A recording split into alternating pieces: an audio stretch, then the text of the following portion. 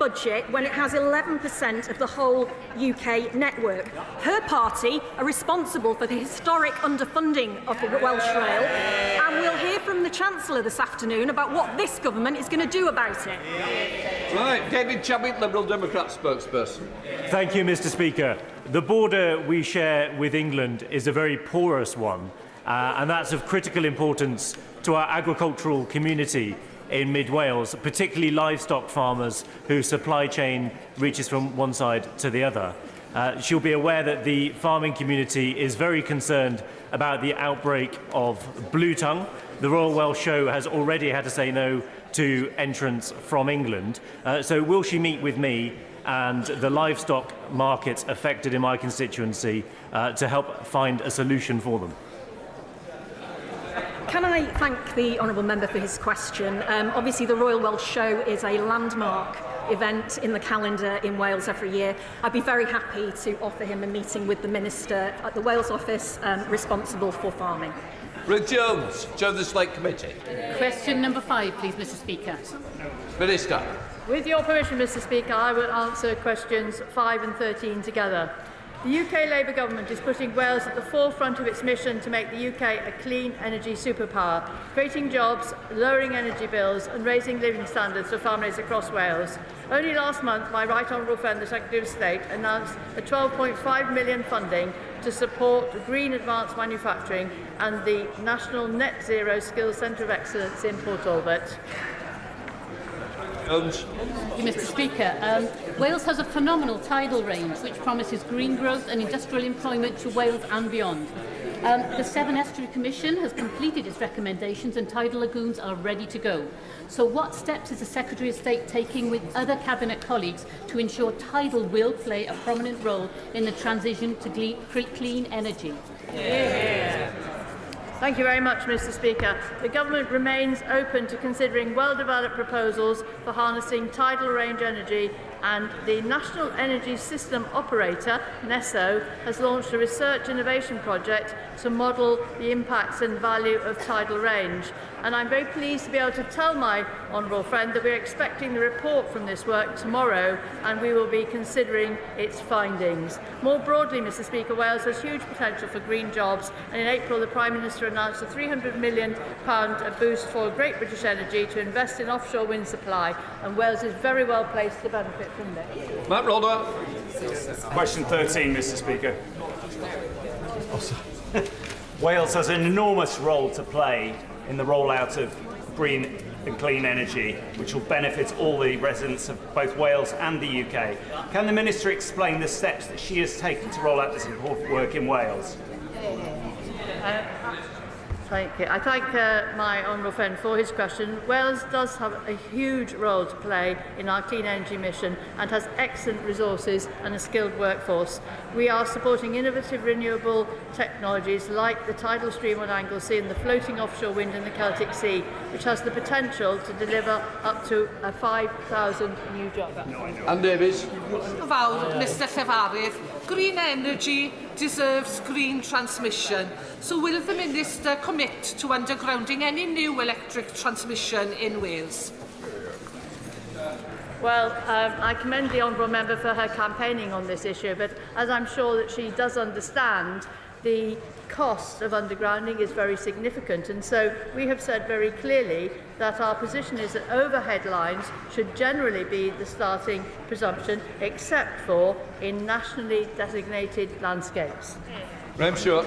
Mr. Speaker, people of all ages welcome Wales's role in creating a clean energy superpower in this country. But pensioners in particular, of course, had to go through last winter, freezing cold, tens of thousands more going to A&E. So will the Minister, who we all know is a very decent member of the Labour front bench, do what the Chancellor refused to do and apologise to those pensioners who lost that funding when they needed it most? I should just remind the House, Mr. Speaker, that we did maintain the triple lock, which gave pensioners a boost of over £400 this spring. And as he well knows, pensioners will again benefit from the winter fuel allowance. Next, please, Mr. Speaker. Mr Speaker, with your permission, I'll answer questions 6 and 11 together. Since July, we have driven over £1.5 billion private investment into Wales, delivering hundreds and hundreds of jobs. Last month, I was delighted to welcome Knauf's Insulation's new £170 million investment in Shotton. Our Welsh free ports and investment zones will unlock further private investment and deliver tens of thousands of jobs across all 4 corners of Wales. Last month, Lloyds Bank reported a significant increase in Welsh business confidence, and our industrial strategy will provide further confidence to invest in Wales. Joanna Baxter.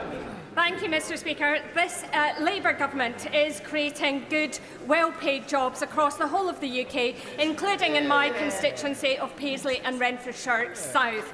Can the Secretary of State explain what she's doing in collaboration with Cabinet colleagues to make sure that these new jobs are genuinely good jobs with well-paid terms and conditions? My honourable friend is right to highlight the Labour government's record for creating hundreds of thousands of new jobs across the UK. In Wales, we have 2 Labour governments working together to create new jobs in our green industries, advanced manufacturing and more.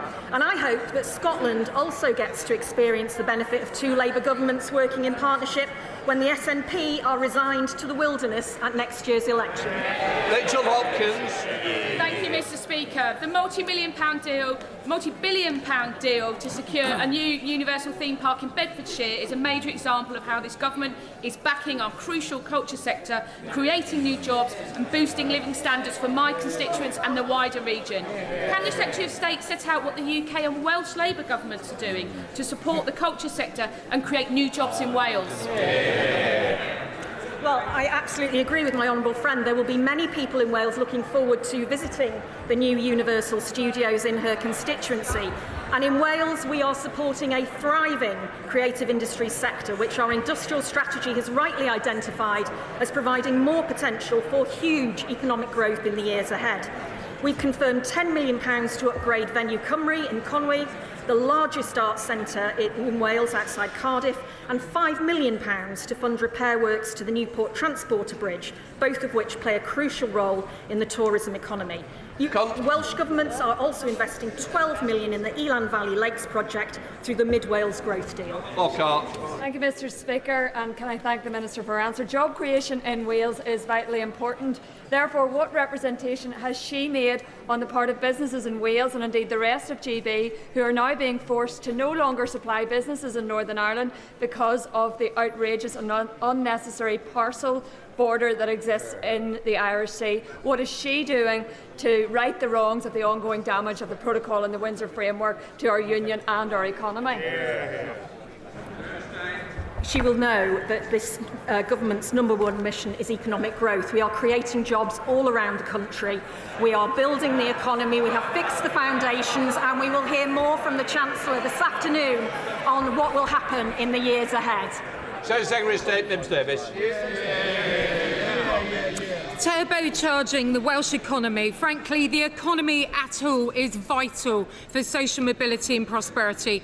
We delivered 2 Welsh investment zones, 2 free ports and over £1 billion in extra funding, and helped over 2 million women into the job market across the UK. Yet the UK and Welsh Labour governments are undoing this work.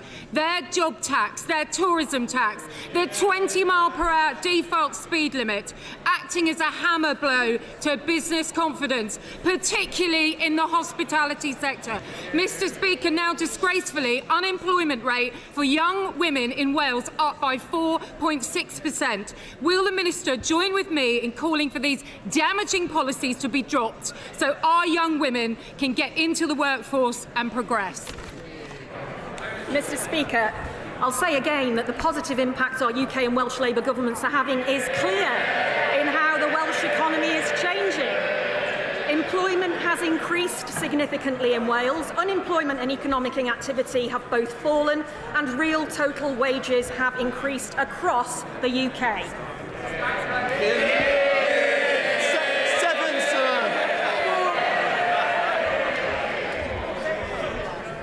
Number 7 from bench. Secretary of State. Thank you, Mr. Speaker. Yesterday we announced the biggest nuclear building programme in a generation. We are investing £14.2 billion to build Sizewell C, and we confirmed Rolls-Royce SMR as the preferred bidder to build the country's first small modular reactors. I met with the chair of Great British Nuclear last week to discuss how we maximise the opportunities for Wales from new nuclear projects, and I'll continue to work with the Energy Secretary and Welsh Government to ensure that Wales's supply chain and workforce benefit from this investment. Jack Rankin. Thank you, Mr. Speaker. Wales has incredible potential for next generation of nuclear, but Labour's announcement yesterday is a fraction of what is needed. Green baseload power, which stabilises our grid, enhances power generation as it has done before in Anglesey. Will the Minister give a clearer answer today to confirm that Wales will be a key part of new nuclear, building on Conservative work supporting Welsh nuclear, or will this be another failure to deliver for these communities under Labour? Almost all of the UK's nuclear power stations are currently due to come offline in the 2030s. It's this government that's changing that, setting out our plan to end the years of Tory failure on nuclear, failure to invest, failure to deliver. We will deliver the biggest nuclear building programme in a generation. Claire Hughes. Thank you, Mr. Speaker. In 14 years, the party opposite delivered no new nuclear anywhere in the country, including in Wales. So would the Secretary of State agree with me that this Labour government is committed to delivering energy security, good jobs and lower bills for families across Wales? Can I thank my honourable friend for her question? She will know that the Sizewell C Consortium, for example, a group of over 200 nuclear supply chain companies, has a memorandum of understanding with the Welsh Government which will result in an investment of up to £900 million in the Welsh nuclear supply chain. Great British Energy Nuclear acquired the Wilver site last year. Wilver previously hosted a nuclear power plant and is the best potential site in the UK for new nuclear deployment. Before we come to Prime Minister's questions, can I welcome in the gallery the President and the delegation of the French National Assembly, and also the knighthood to Sir Billy Boston. Anne Davies, Prime Minister's questions. Question 1, please. Mr. Speaker, can I first wish you a happy birthday for yesterday and say that we're all delighted that Sir Billy Boston, a great British sporting icon, has received his richly deserved knighthood. Long overdue, if I may say, for him, but also for rugby league. Mr. Speaker, it's Carers Week, and I know the whole House will join me in celebrating the selfless dedication of our unpaid and young carers. This weekend also marks the 8th anniversary of the Grenfell Tower fire.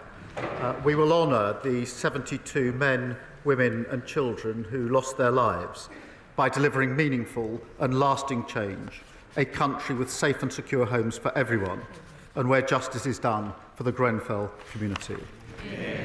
Mr. Speaker, acting alongside our allies, we've sanctioned individuals responsible for inciting appalling settler violence and expansion. We've done that to uphold human rights and defend the prospect of a two-state solution. We will continue to support all efforts to secure a ceasefire, the release of all hostages despicably held by Hamas, and the humanitarian aid that needs to surge in. Mr. Speaker, this morning I had meetings with ministerial colleagues and others. In addition to my duties in this House, I shall have further such meetings later today. Davies. Diolch, Mr Llefarydd. My constituent, Mr Michael O'Leary, was brutally murdered 5 years ago and his body was desecrated. Working alongside the honourable members for York Outer and Montgomeryshire and Glyndŵr, I've made a number of requests to discuss his and other victims' cases with ministers and to explore introducing legislation making the desecration of a body a criminal offence. Would the Prime Minister meet with Mr O'Leary's family, along with other victims' families, including April Jones of Machynlleth and Sarah Everett and Helen McCourt, to hear why they are calling for a new criminal offence of desecrating a body to be introduced? Well, can I thank her for raising this horrific case and the other similar cases, and my thoughts, and I'm sure the thoughts of the whole House, are with Michael's family and all those affected by such vile crimes. I think we all need to listen to what they have to say. I know she's been working with the Honourable Friend for York Outer on this issue, and I pay tribute to her and all of those that are working so hard on this issue.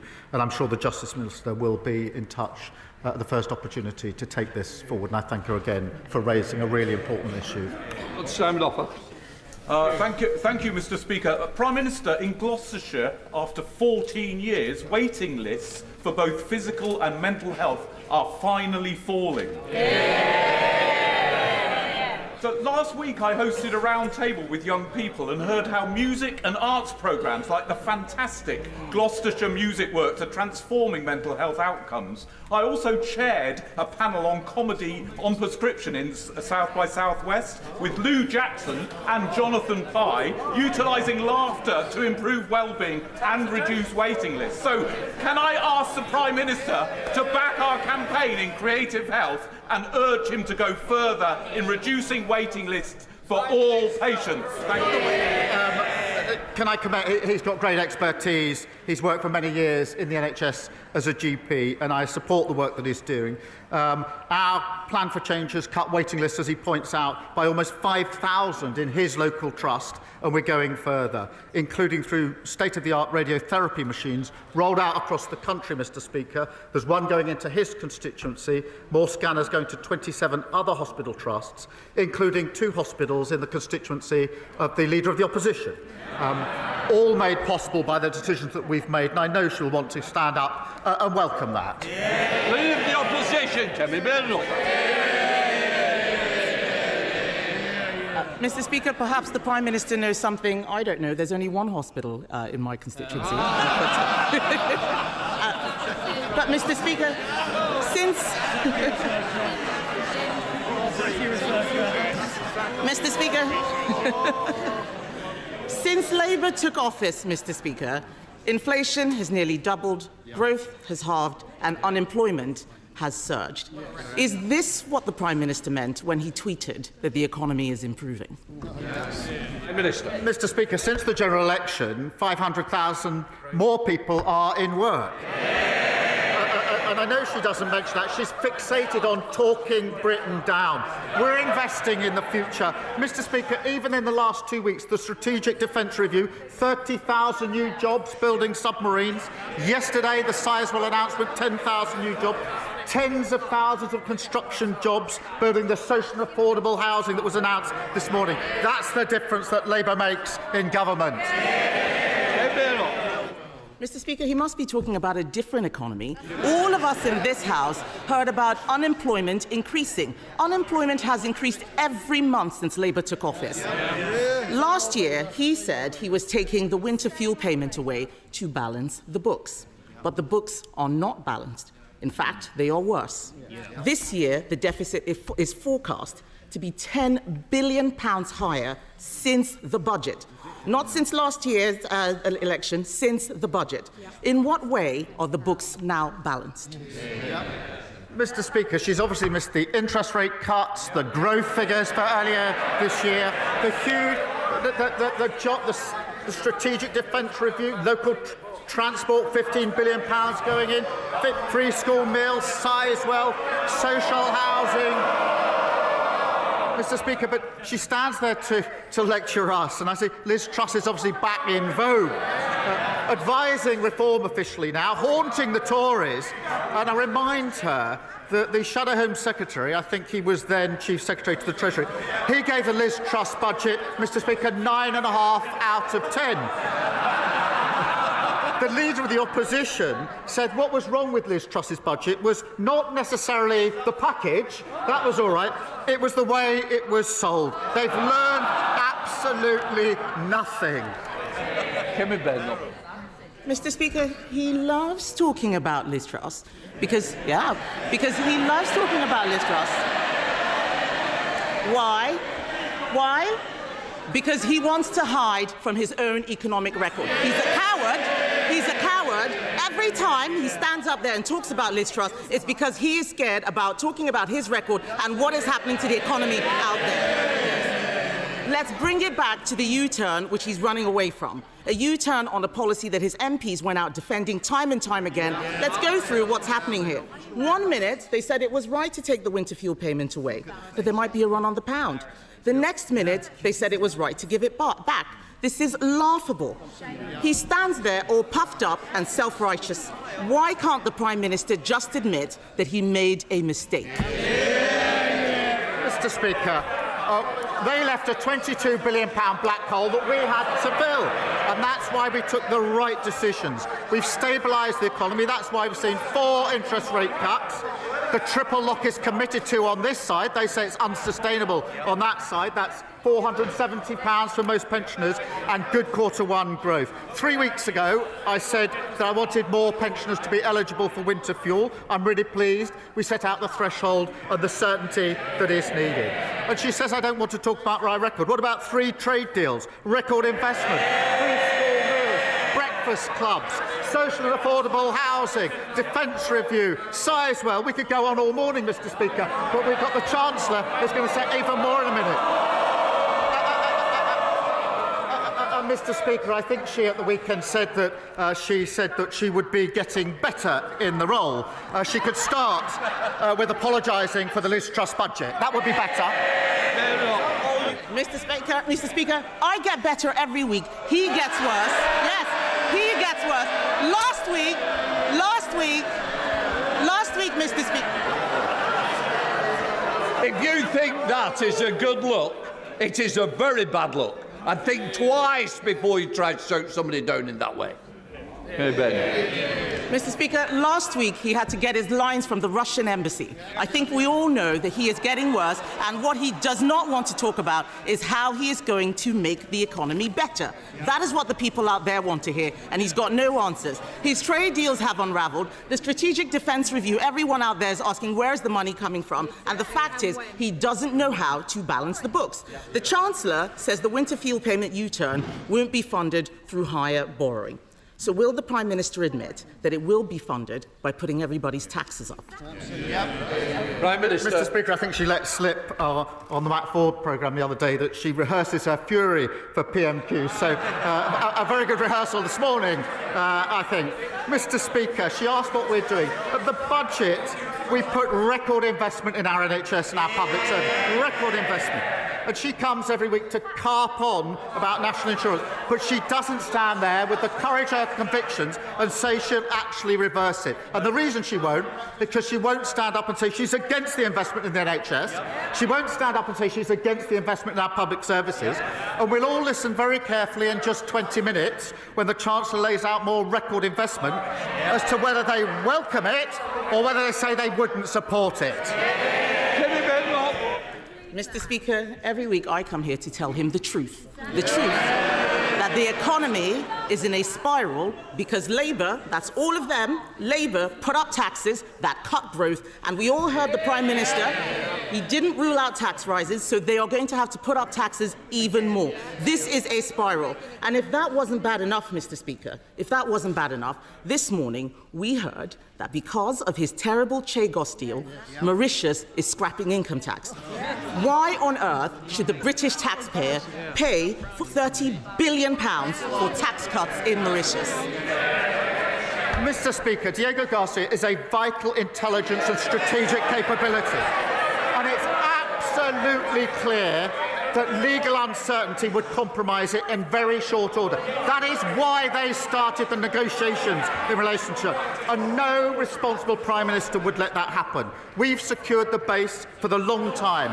That has been welcomed by our allies, by the US, by NATO, by Australia, New Zealand, India. It's been opposed by our adversaries, Russia, China and Iran. And in the second column, we add reform, following Putin, and the Tories following reform. Mr. Speaker, the Prime Minister knows this has nothing to do with national security, but his bad negotiating. I've had the security briefings. It was a bad deal before, and it's still a bad deal. And then in half an hour, The Chancellor is going to stand up and tell us that everything is fine. But the truth is she has made bad choices. Bad choices that mean higher inflation, bad choices that have led to lower growth, bad choices that have meant that jobs have been lost every single month since Labour came into office. That's hundreds of thousands of families who've lost their income in Stoke, in Grangemouth, in Luton. Those are their constituencies, businesses across the country. The Chancellor has lost all her headroom. She's fallen out with the Cabinet. She's making unfunded spending commitments which she promised not to do. Isn't the truth that we have got the wrong Chancellor and the wrong priorities?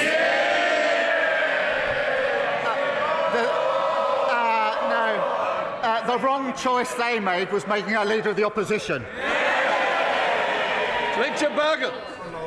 Thank you, Mr. Speaker, and belated birthday greetings to you. Mr. Speaker, it's wrong for any Labour government. No Labour government should ever try to balance the books on the backs of disabled people. Yet in just a few weeks' time, that is what the Prime Minister will ask this House to do. Many of us will not be able to go along with that because it will mean that people who need assistance to cut up their food, to wash themselves, to dress themselves and to go to the toilet will lose the PIP they currently get. That's vital support. This week, the Prime Minister changed direction on winter fuel payment. Will he do the same in relation to this and now drop these disability benefit cuts? Mr. Speaker, it's very important we make the changes to our welfare system. It's not working. It needs reform. I think everybody agrees with that. It doesn't work for anyone. We will do so on a principled basis that those who can work should work.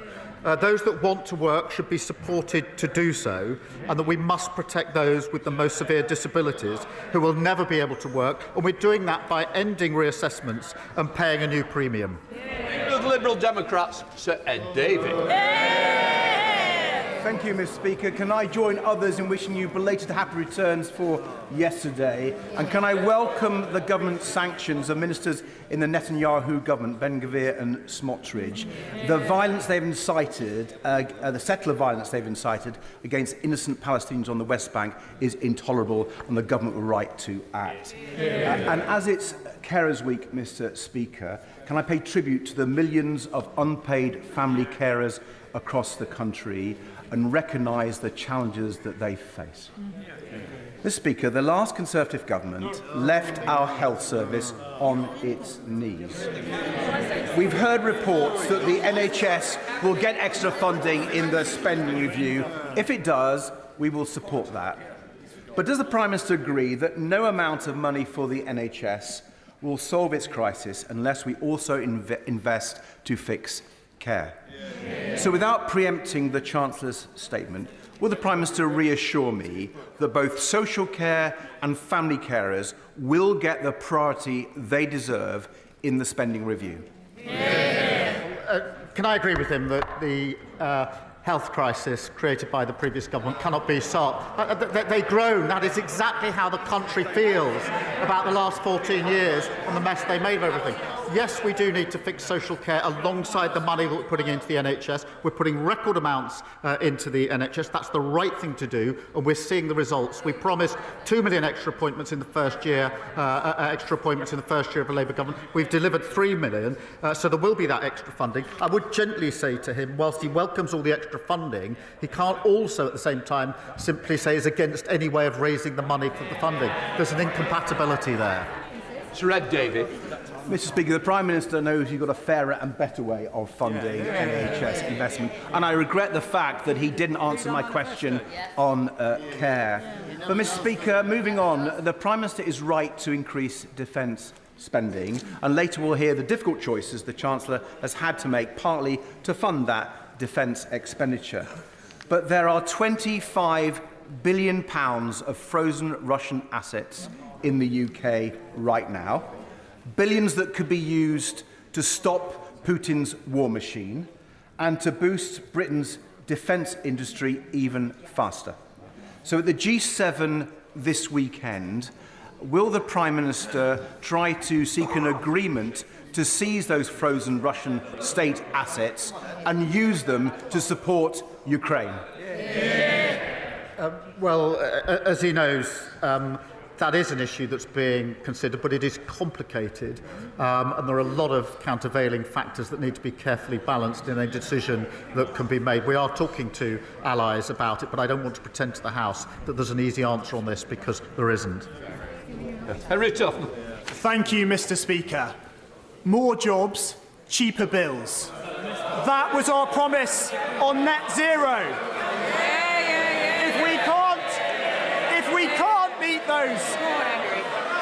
If we can't meet those goals, then we must consider our approach.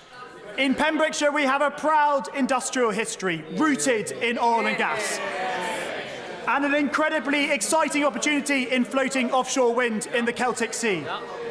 So can the Prime Minister assure me that he is committed to a just transition that protects and creates jobs? Well, I thank him for raising this. I believe this government must seize the opportunities of net zero for working people, creating good skilled jobs, taking off the roller coaster of volatile fossil fuel markets. Under past governments, Mr. Speaker, hard-working communities had their pride and their jobs ripped away, and we will never do that in relation to a transition. We've already seen £40 billion of investment in energy and renewables, and the CBI shows that 38,000 jobs in Wales are linked to clean energy. I want to see more of that. Both of them are against it. Saoirse Eastwood. Thank you, Mr. Speaker. Mr. Speaker, with your indulgence, I just want to pay tribute to the Police Service of Northern Ireland briefly for tackling public order in Northern Ireland over the last 2 nights with over 30 police officers injured. I'm sure the whole House would want to join with me in that, and also condemning the racist violence. Mr. Speaker, whether it's the cardiac scandal at the RVH in Belfast, the cervical smear scandal in the Southern Trust, the COVID-bereaved families, or the crash of Chinook Zulu Delta 576, all of which has impacted my constituents in Lagan Valley. The common thread here is that families simply wanted the truth, but they were let down by institutions at every cut and turn. Will this government urgently introduce a duty of candor bill and ensure that it reflects what the Hillsborough Law Now campaigners and families have fought so very hard for? Can I start with the important point she makes about Ballymena? And I utterly condemn the violence that we've seen overnight in Ballymena and in other parts of Northern Ireland, including against PSNI officers. It is absolutely vital that the PSNI are given the time they need to investigate the incidents concerned, rather than face mindless attacks as they seek to bring peace and order to keep people safe. And the Northern Ireland Secretary is in touch with the PSNI and the Executive, and I'm being kept updated in relation to that. In relation to the tragic cases that she raises, firstly, I thank her for raising them, and it is important that we have a legal duty of candor. We will be introducing that because, as she says, there must be the truth here based on all people being dealt with on the basis of dignity, fairness and accountability. Thank you. Yasmin Qureshi. Thank you, Mr. Speaker. In the words of the former Israeli Prime Minister, what we are witnessing in Gaza is indiscriminate, limitless, cruel and criminal killing of civilians. More than 50,000 people have been killed, children have been shot while queuing for bread. A growing number of genocide scholars, including leading Israeli academics, believe that a genocide is taking place. Under international law, we have a duty to prevent genocide. I served on the UN mission in Kosovo. We acted to stop mass killing there. What is the difference now? Will the Prime Minister please intervene immediately to alleviate human suffering and take steps to recognise the state of Palestine? Mr. Speaker, she'll have seen the statement we made yesterday and the actions that we're taking with allies. The humanitarian situation is dreadful and distressing, and scenes that we've witnessed outside aid distribution centres are frankly heartbreaking. More aid is needed at volume and speed into Gaza. and Israel's plan for aid delivery is inadequate and insufficient. What is needed is for the UN and other agencies to deliver that aid according to well-established mechanisms, and Israel must allow this. Mr. Speaker, we are working with allies to do all that we can to make this happen, as well, of course, to get the hostages out who have been held for a very long time and a desperately needed return to a ceasefire. Alex Easton. Thank you, Mr. Speaker. Prime Minister, there are significant concerns regarding the potential job losses at Spirit Aerosystems stemming from the deal with Airbus. Would the Prime Minister agree with me and intervene to bring all the main players, including the unions, the Business Secretary and the Secretary of State for Northern Ireland, around the table to ensure these jobs are protected, especially considering the scale of the issues akin to the challenges faced by British Steel? And also, there is an issue for Northern Ireland businesses with the outworkings of the Northern Ireland Protocol and the Winter Framework. Can the Prime Minister give me reassurances that he's working to resolve all those issues? Well, I'm grateful to him for raising this important case of Spirit Aerosystems in Northern Ireland. I know how important it is for the workforce. I've visited them myself on more than one occasion. Airbus's decision to expand UK operations is good news for the sector and testament to world-class manufacturing expertise, and I want to see those high-skilled jobs protected. The Northern Ireland Secretary has met Airbus, the trade unions and Assembly representatives to discuss the best outcome. The Minister of Industry is continuing engagement with stakeholders, and we will do everything we can in relation to this situation. I'm grateful to him for raising it. Thank you, Mr. Speaker.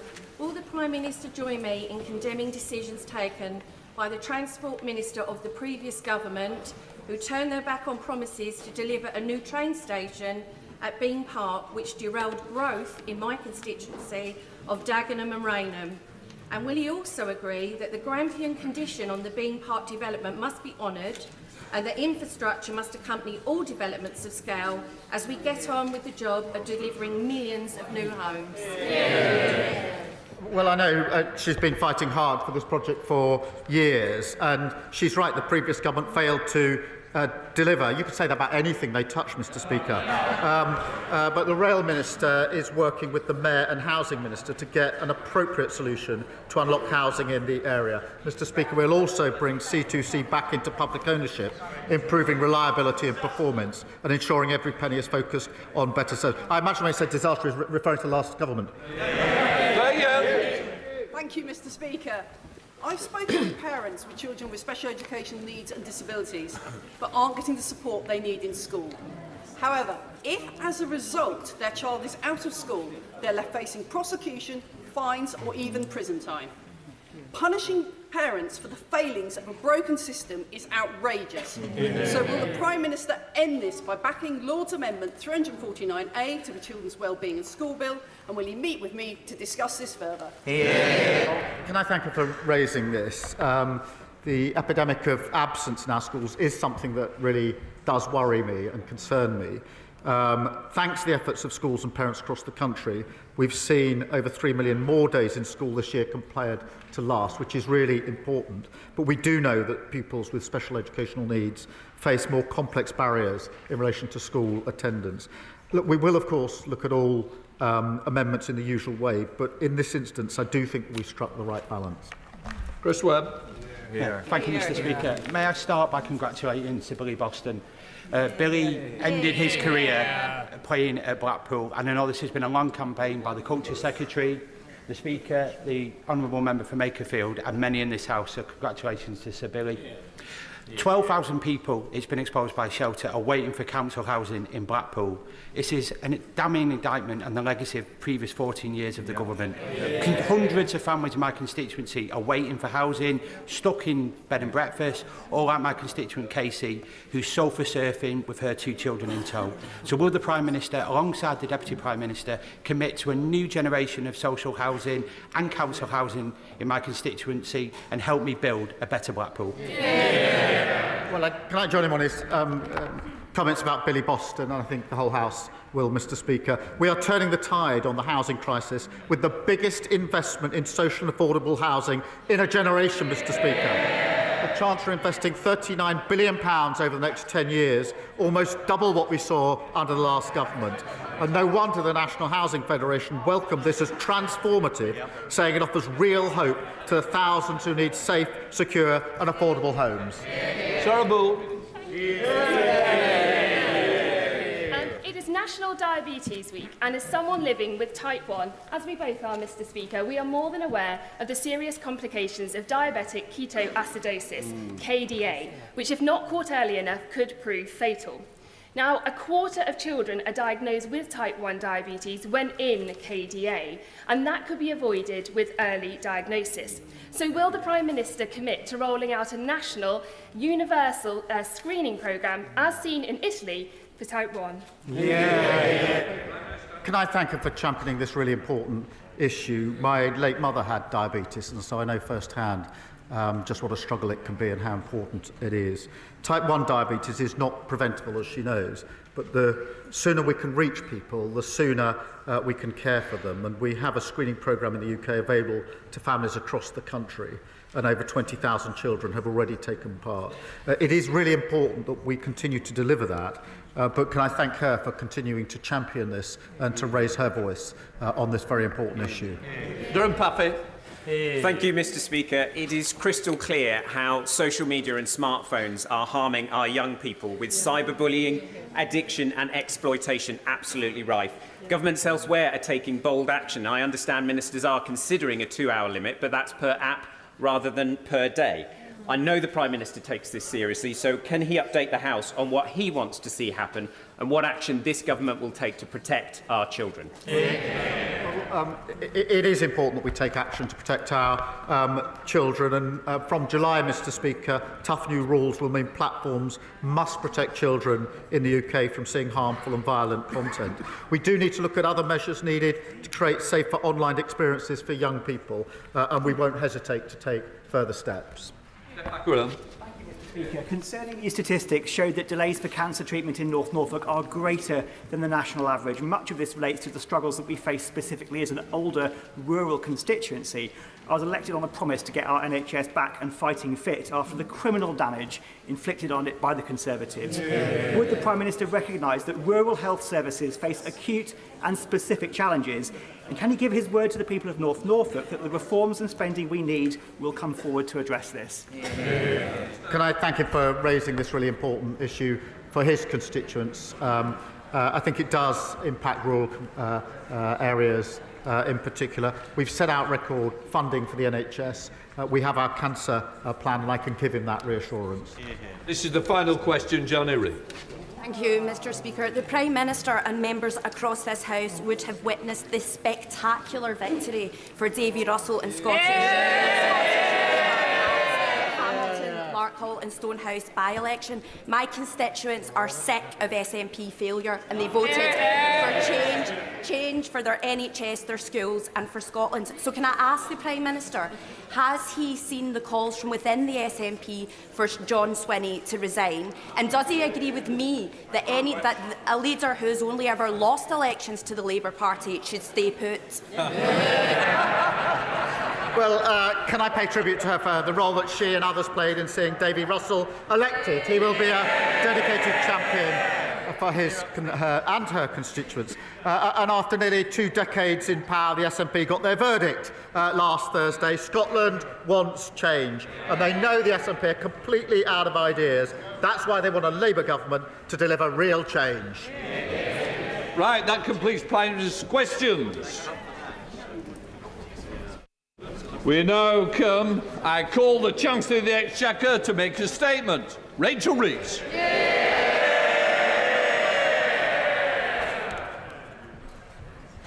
Thank you, Mr. Speaker. My driving purpose since I became Chancellor is to make working people in all parts of our country better off, to rebuild our schools and our hospitals, to invest in our economy so that everyone has the opportunity to succeed after 14 years of mismanagement and decline by the party opposite, culminating in a £22 billion black hole in the public finances. That was their legacy, and the first job I faced as Chancellor was to set it right. So at the budget last October, and again in the spring, I made the choices necessary to fix the foundations of our economy. And we wasted no time in removing the barriers to growth. The biggest overhaul of our planning system in a generation, launching Britain's first national wealth fund and reforming our pension system to unlock billions of pounds of investment into our economy. We are starting to see the results. The stability that we have provided has helped support 4 cuts in interest rates, saving hundreds of pounds a year for families with a mortgage. Real wages have grown by more in the first 10 months of this Labour government than they did in the first 10 years of Conservative governments. And the latest figures show that we are the fastest economy growing in the G7. With countries around the world lining up to do business with Britain again, with new trade deals with India, the United States and with the European Union too. We are renewing Britain. But I know that too many people in too many parts of our country are yet to feel it. This government's task, my task as Chancellor, and the purpose of this spending review is to change that, to ensure that renewal is felt in people's everyday lives, in their jobs and on their high streets. The priorities of this spending review are the priorities of working people, to invest in Britain's security, in Britain's health, and to grow Britain's economy so that working people are better off. Mr. Speaker, today I am allocating the envelope I set out in the spring. I am enormously grateful to my excellent team of officials at the Treasury and to my right honourable friend, the Chief Secretary to the Treasury, for his tireless work throughout this process. Crunching the numbers, looking at the assets and the liabilities. And on that note, can I thank all my Cabinet colleagues for their contribution to this process. They are all assets to this Labour government. In this spending review, total departmental budgets will grow by 2.3% a year in real terms. Compare that to the Conservative choice of austerity. In contrast to our increase of 2.3%, they cut spending by 2.9% per year in 2010. So let's be clear. Austerity was a destructive choice for the fabric of our society.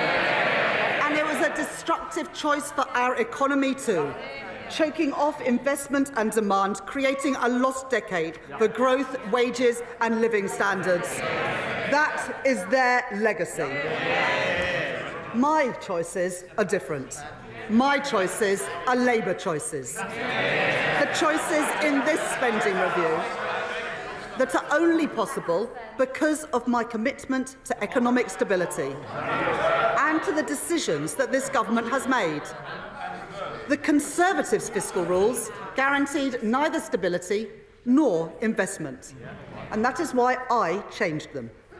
My fiscal rules are non-negotiable, and they are the foundation of stability and of investment. My first rule is for stability, that day-to-day government spending should be paid for through tax receipts. That is the sound economic choice, and it is also the fair choice, because it is not right to expect our children and future generations to pay for the services that we rely on today. This first rule allows me, as I set out in the budget last year, to allocate £190 billion more to the day-to-day running of our public services over the course of this spending review, compared to the plans of the previous government. My second fiscal rule enables me to invest in Britain's economic renewal, while getting public debt down on a downward path. The rule has allowed me to increase public investment by over £100 billion in the autumn and a further £13 billion in the spring. Investment to rebuild our transport networks, to rebuild our defence capability and to rebuild our energy security. In short, to grow our economy. Mr. Speaker, I've made my choices. Tough decisions, yes, for stability. Changing Britain's fiscal rules, yes, for investment. And today, delivering that investment for the renewal of Britain. Now it is a time for the parties opposite to make their choices. The spending plans that I am setting out today are only possible because of the decisions that I took in the autumn to raise taxes and the changes to our fiscal rules. Every one of those changes was opposed by the parties opposite. So today, they can make an honest choice, and they can oppose these spending plans, as they opposed every penny I raised to fund them.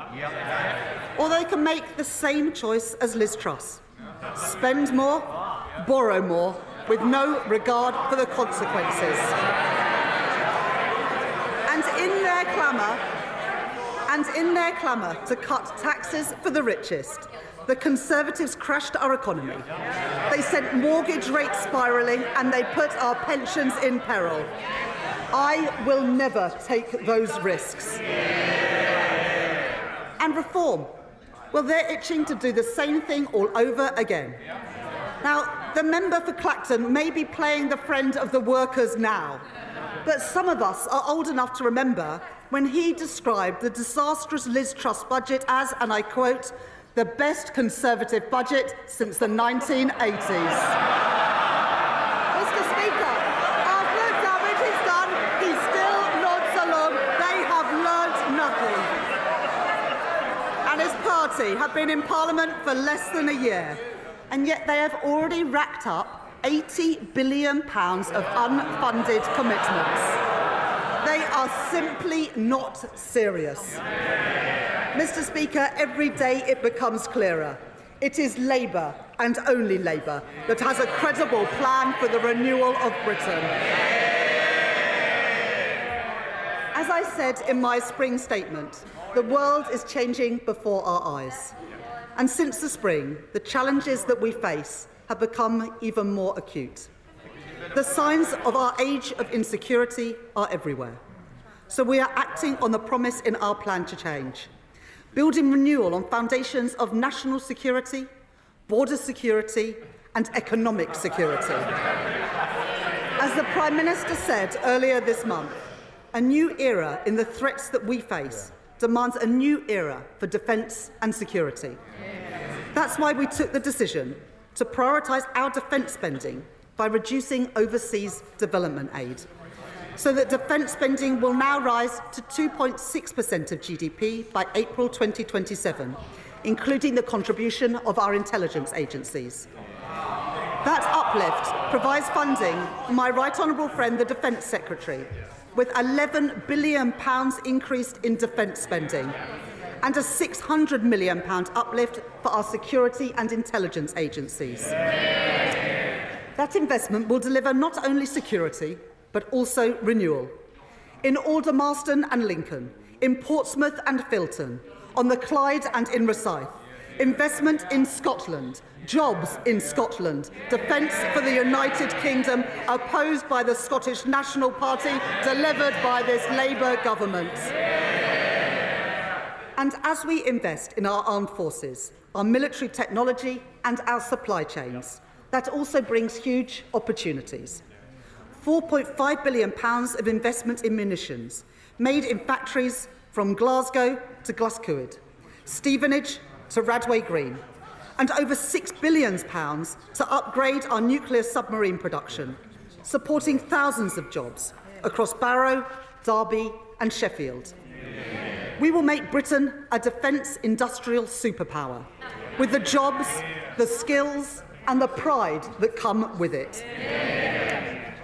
A more unstable world presents new challenges at our borders too, where conflict has opened the way for organised criminal gangs. The British people rightly expect us to have control of who comes into our country. The party opposite said that they would take back control. Well, Mr. Speaker, they lost control. With one failed policy after another, no control, no security. In contrast, in the budget last year, I announced £150 million to establish the new Border Security Command. And today, to support the integrity of our borders, I can announce that that funding will increase with up to £280 million more per year by the end of the spending review for our new Border Security Command. Alongside that, we are tackling the asylum backlog. The party opposite left behind a broken system. Billions of pounds of taxpayers' money spent on housing asylum seekers in hotels, leaving people in limbo and shunting the cost of failure onto local communities. We won't let that stand.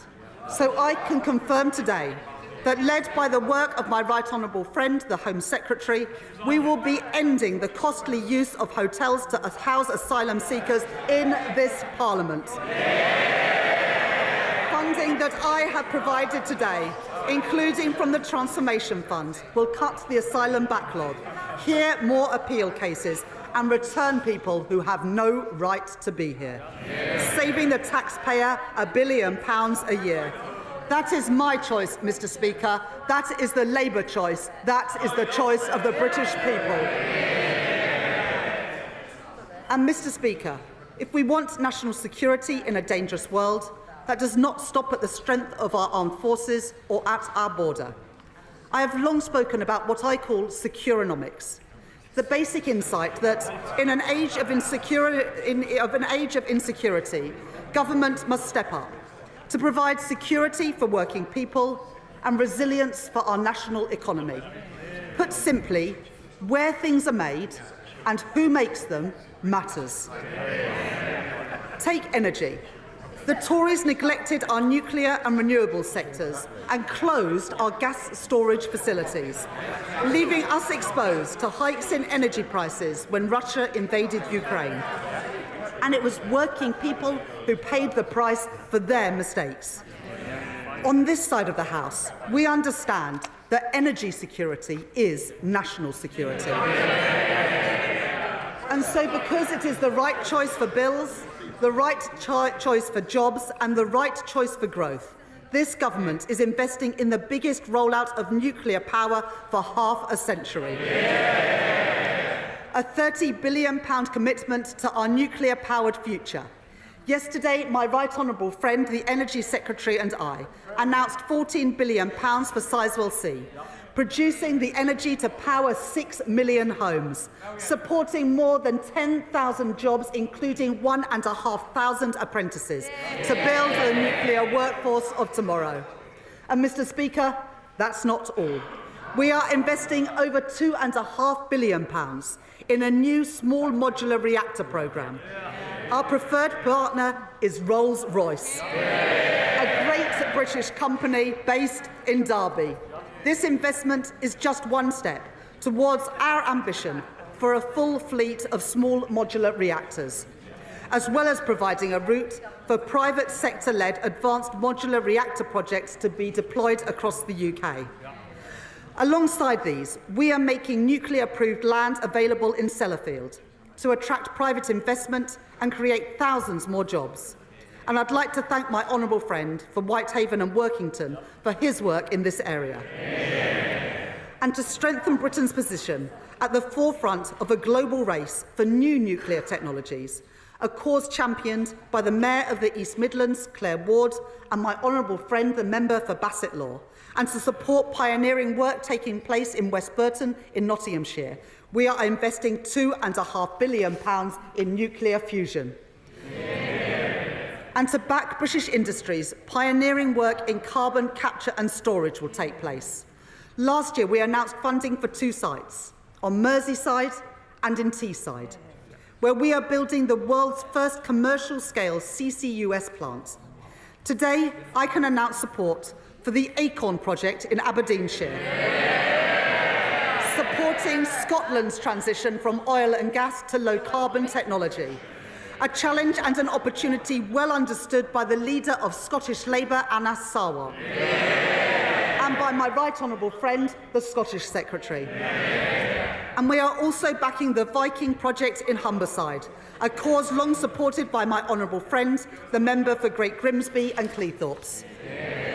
And because I am determined to make sure that the energy technologies of the future are built here and owned here, and that those jobs come to Britain, with spending review decisions means that we can invest in the wholly publicly owned Great British Energy. Great British Energy, headquartered in Scotland. These are investments to make sure the towns and cities which powered the last industrial revolution will play their part in our next industrial revolution, to reduce our reliance on overseas oil and gas and protect working families from price shocks. A new generation of energy industries for a renewed Britain. That is my choice. That is Labour's choice. That is the choice of the British people.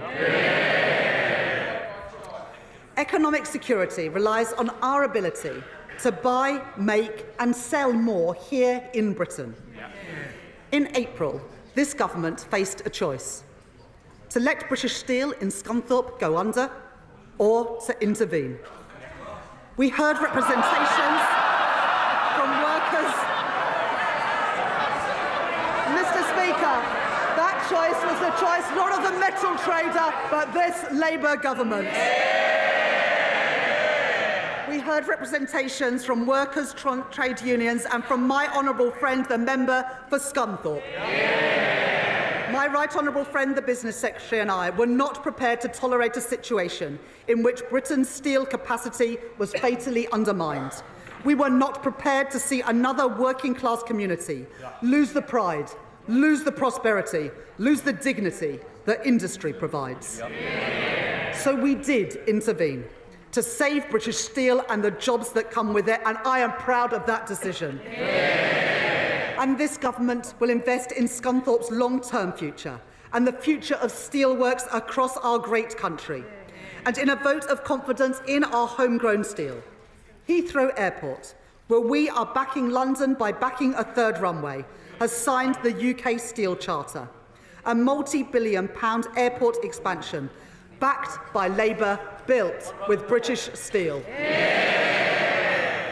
And as we build our train and tram lines, our military hardware and our new power stations, that will mean orders for steel made in Britain. In Sheffield Forgemasters, where we are investing in nuclear-grade steel, and in Port Talbot, where this spending review confirms the £500 million grant to Tata Steel. A future for British-made steel, and a proud future for Britain's steel communities. Things built to last, built here in Britain. That is my choice. That is Labour's choice. That is the choice of the British people. This Labour government is backing British business. There will be more to come in the weeks ahead with our 10-year infrastructure strategy and our modern industrial strategy too. A plan drawn up in partnership with businesses and trade unions. And when I speak to business people and entrepreneurs about what they need to succeed, they say they need the chance to innovate. They need access to finance. They need a deep pool of talent. We have heard that message, and so today we are taking action. First, innovation, a great British strength. Our universities are world-leading, and we are proud of them. We want our high-tech industries in Britain today to continue to lead the world in the years to come, in car production, in aerospace and in life sciences.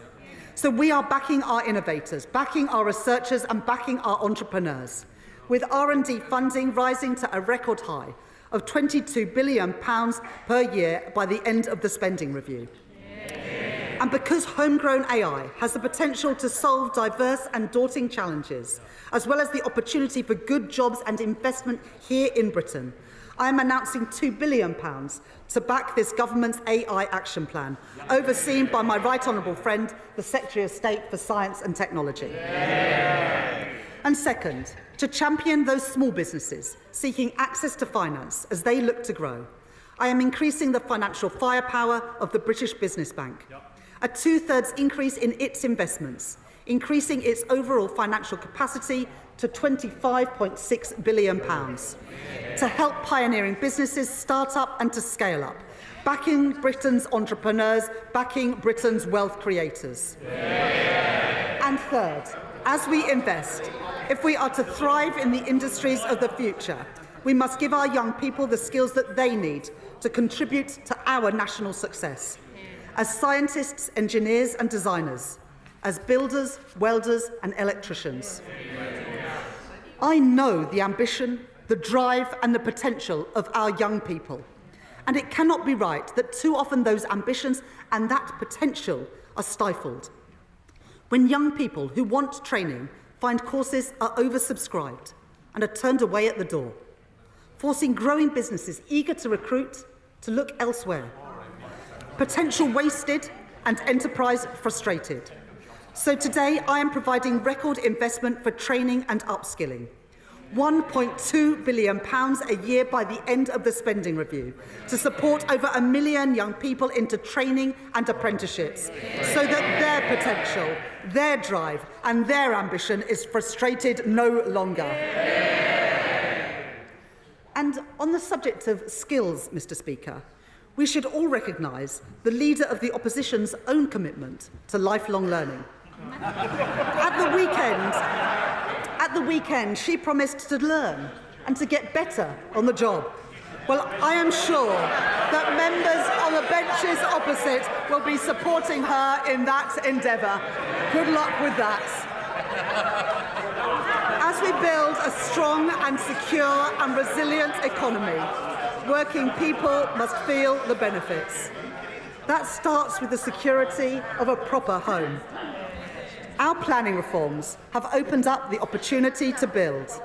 Now we must act to make the most of those opportunities.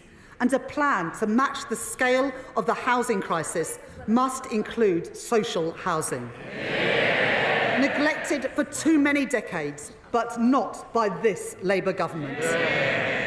And so, led by my right honourable friend, the Deputy Prime Minister, we are taking action. I am proud to announce the biggest cash injection into social and affordable housing in 50 years. A new affordable homes programme in which I am investing £39 billion over the next decade. Direct government funding to support house building, especially for social rent. And I am pleased to report that towns and cities, including Blackpool, Preston, Sheffield and Swindon, have already had plans to bring forward bids to build those homes in their communities. And I have gone further. Mr. Speaker, last autumn, I enabled greater use of financial transactions to support investment in our infrastructure, alongside strict guardrails that ensure that money is spent wisely through our public financial institutions. And so, in line with that commitment, I am providing an additional £10 billion for financial investments, including to be delivered through Homes England, to crowd in private investment and unlock hundreds of thousands more homes. Homes built by a Labour government, homes built for working people.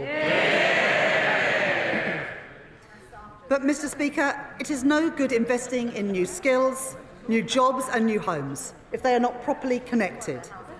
That is why last week, with the support of my right honourable friend, the Transport Secretary, I announced £15 billion of investment to connect our cities and our towns, the biggest ever investment of its kind.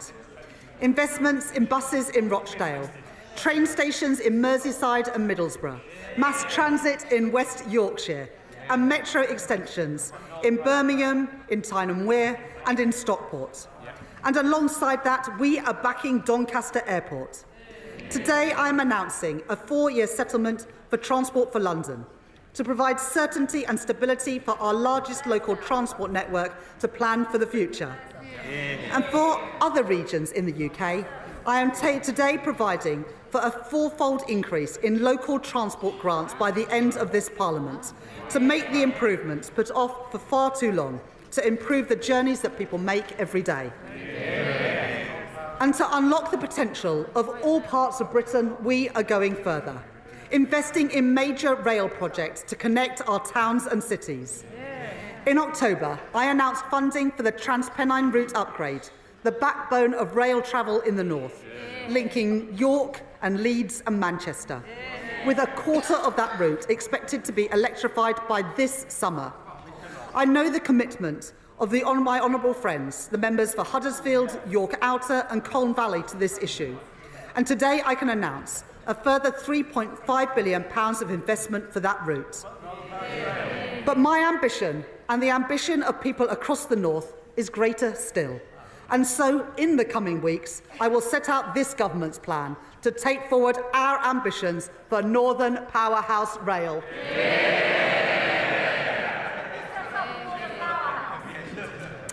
I have also heard the representations of my honourable friends, the members for Milton Keynes North, Milton Keynes Central and Buckingham and Bletchley. And I can tell the House today to connect Oxford and Cambridge and to back Milton Keynes' leading tech sector, I am providing a further £2.5 billion for the continued delivery of East-West Rail. And on a matter I know is of great importance to my honourable friends, the members for Lichfield, Birmingham Northfield and Birmingham Erdington, I can announce today that I am providing funding for the Midlands Rail Hub, the region's biggest and most ambitious rail improvement scheme for generations, strengthening connections from Birmingham across the West Midlands and into Wales too.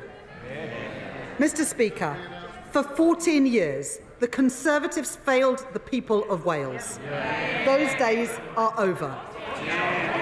Following representations from my right honourable friend, the Welsh Secretary, the First Minister for Wales and Welsh Labour MPs, I am pleased to announce today £445 million for railways in Wales over 10 years, including new funding for Padeswood Sidings and Cardiff West Junction. That, Mr. Speaker, is the difference made by two Labour governments working together to undo a generation of underfunding and neglect. This government takes seriously its commitment to investment, jobs and growth in every part of the UK. And I have heard the concerns of my honourable friends, the members for Mid Cheshire and Rosendale and Darwen, and the Mayor of Liverpool City Region, Steve Rotherham, that past governments have underinvested in towns and cities outside of London and the South East. And they are right. So I am today publishing the conclusion of the review of the Treasury's Green Book, the government's manual for assessing value for money. Our new Green Book will support place-based business cases and make sure no region has Treasury guidance wielded against them. I said we would do things differently. I said we wanted growth in all parts of Britain.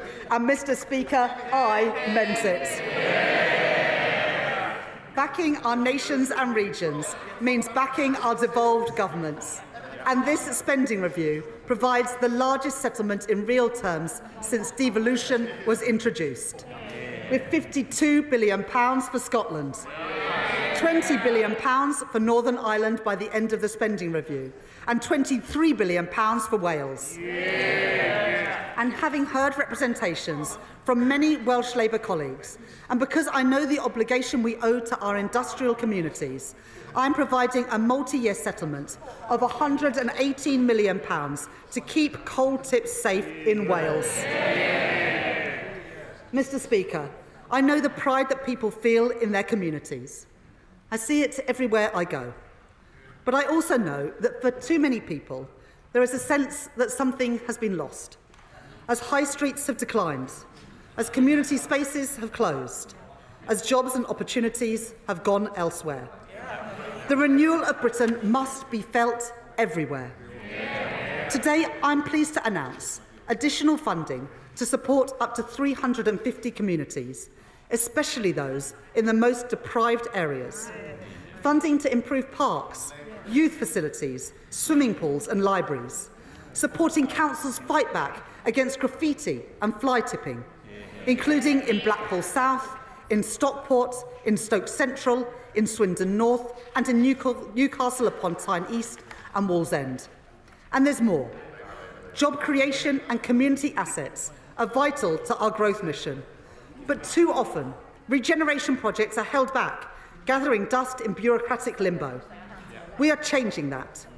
We will establish a growth mission fund to expedite local projects that are important for growth. Projects like Southport Pier, an iconic symbol of coastal heritage which has stood empty since 2022. Kilcody's seafront and High Street, where investment would create jobs and new business opportunities. And plans for Peterborough's new sports quarter to drive activity and community cohesion. Because people deserve a government which shares their ambition for their communities. To deliver renewal, to deliver growth, to deliver opportunity. And that is what you get with a Labour government. If people are to feel pride in their community, enjoy their public spaces and spend time on their high streets, they must feel safe when they do so. Safe in the knowledge that when people break the law, they feel the full force of the law. But the party opposite left our prisons overflowing and on the brink of collapse. And they left it to us to deal with the consequences. We are taking the necessary action. So with my right honourable friend, the Justice Secretary, we have announced that we are investing £7 billion to fund 14,000 new prison places and putting up to £700 million per year into reform of the probation system too. Today, I will do more. I am increasing police spending power by an average 2.3% per year in real terms over the spending review period. To protect our people, our homes and our streets.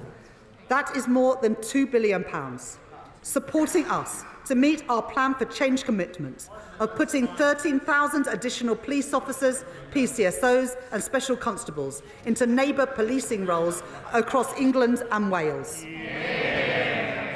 And as well as every place, I am determined that every family feels the benefits of Britain's renewal. Falling interest rates, supported by our commitment to economic stability, are already saving many families hundreds of pounds a month on their mortgage. I have accepted pay review body recommendations for pay in our armed forces, for our nurses, our teachers and our prison officers, giving public sector workers the fair pay rises that they deserve. And in autumn, I increased the national living wage, a pay rise for around 3 million hard-working people. And this government is doing more. We're banning exploitative zero-hour contracts. We're strengthening statutory sick pay and ending the injustice of unscrupulous fire and rehire practices. Those are my choices. Those are Labour choices. Mr. Speaker, I know that for many people, the cost of living remains a constant challenge, which is why we are capping the cost of school uniforms. And I can tell the House today that I am extending the £3 bus fare cap until at least March 2027. Earlier this week, we announced that over 3/4 of pensioners will receive the winter fuel payment this year. And there is more. To get bills down, not just this winter, but in winters to come, we have expanded the Warm Homes Plan to support thousands more of the UK's poorest households, including providing £7 million to homes in Bradford, £11 million to homes in Rugby, and £30 million to homes in Blackpool. And today I can announce that I will deliver in full our manifesto commitment to upgrade millions of homes, saving families and pensioners across the country up to £600 each and every year off their bills. I am determined to do everything in my power to put more money in people's pockets, to give people security and control in their lives, to make working people better off, and to show them that this government, this Labour government, is on their side. Mr. Speaker, taxpayers work hard for their money, and they expect their government to spend their money with care. So for the first time in 18 years, this government has run a zero-based review, a line-by-line assessment of what government spends, something that the Tories didn't bother to do in 14 years. And as a result of that work, and of our wider drive for efficiencies, led by my right honourable friend, the Chancellor of the Duchy of Lancaster, in this spending review, I have found savings. from the closure and sale of government buildings and land, cutting back office costs and reducing consultancy spend, all which the previous government failed to do. Reforms that will make public services more efficient, more productive and more focused on the user. I have been relentless in driving out inefficiencies. I will be relentless in cutting out waste, with every single penny reinvested back into our public services. Mr. Speaker, I joined the Labour Party almost 30 years ago because I knew that the Conservative Party, when I grew up, didn't care much about schools like mine or the kids I grew up with. I joined because I believe that every young person should have the equal chance to succeed, no matter where they come from, no matter what their parents do. I believe that just as strongly today as I did then. That is why at the budget last autumn, I ended the tax loophole which exempted private schools from VAT and business rates. And I put that money where it belongs, into helping the 93% of children in our state schools. Mr. Speaker, they oppose money for their local state schools, and I will always prioritise them. That was my choice. That is the Labour choice. And because of the decisions that we made in this spending review, I'm working with my right honourable friend, the Education Secretary. Last week, this government announced that free school meals will be extended to over 500,000 more children. That policy alone will lift 100,000 children out of poverty. Children in schools from Tower Hamlets to Sunderland and from Swansea to Bridgend. Last year, at Labour Party conference, I was proud to announce the first steps in our plan to deliver breakfast clubs for every child, with an initial rollout to the first 750 schools. And we will continue with that national rollout as part of our manifesto commitment, so that no child goes hungry and every child can have the best chance to thrive and succeed. Yeah. And because I know that a good start in life does not just start at school, I can also announce £370 million for school-based nurseries, to put us firmly on track to meet our plan for change commitment, for a record number of children being school-ready, and for children's social care, to break the dangerous cycle of late intervention and low-quality care. I am providing £555 million of transformation funding over the spending review period, so that children do not go needlessly into care when they could stay at home. Yeah. And for children where state intervention is necessary, better care and better outcomes. Yeah. And last week, I was pleased to announce, with my right honourable friend, the Culture Secretary, that more than £130 million from the Dormant Assets Scheme with the financial services sector will be allocated to fund facilities for our young people, to give every child the chance to take part in music, sport and in drama, to fund libraries in our schools, so that the confidence and the opportunity that those resources open up are no longer the preserve of the privileged few. Those are my choices. They are Labour choices, and they are the choices of the British people. Overall, I am providing a cash uplift of over £4.5 billion a year for additional funding in the core schools budget by the end of the spending review, backing our teachers and backing our kids. Mr. Speaker, people who went to ordinary comprehensives in the 80s and 90s are all too familiar with the experience of being taught in temporary classrooms. And the previous Conservative government oversaw another generation of kids herded into cold and damp buildings as school roofs literally crumbled. It wasn't acceptable when I was at school, and it isn't acceptable now. So I am providing investment rising to nearly £2.3 billion per year to fix our crumbling classrooms. In addition, £2.4 billion per year to continue our programme to rebuild 500 schools, including Chase Community School in Enfield, Woodkirk Academy in Leeds and Budmouth Academy in Weymouth, investing in our young people, investing in Britain's future, investing in opportunity for all. That is Labour's choice. Finally, Mr. Speaker, let me turn to the... I knew that, Chair. Let me turn to our National Health Service. It's our most treasured public service. People rightly expect an NHS that is there when they need it, an ambulance that comes when they call one, a GP appointment available when they need one, a scan that is performed when they are referred for one. I am hugely grateful to our nurses, our doctors, our paramedics and other healthcare professionals for everything that they do. If we want a strong economy where working people can fulfil their potential, then we must have a strong NHS. Not as the Reform Party have called for, an insurance-based system. We believe in a publicly funded National Health Service free at the point of use. Now, perhaps the member for Clacton should spend some more time focusing on the priorities of the British people and less time in the Westminster Arms. Although, Mr. Speaker, after this week, perhaps the two-chairman pub might be a better fit. At the budget, I took the decisions necessary to provide an immediate injection of funding to get the NHS back on its feet. And I commend my right honourable friend, the Health Secretary, for all the progress that he has already made. In less than a year, this government has recruited 1,700 new GPs, delivered 3.5 million extra appointments, and cut waiting lists by more than 200,000.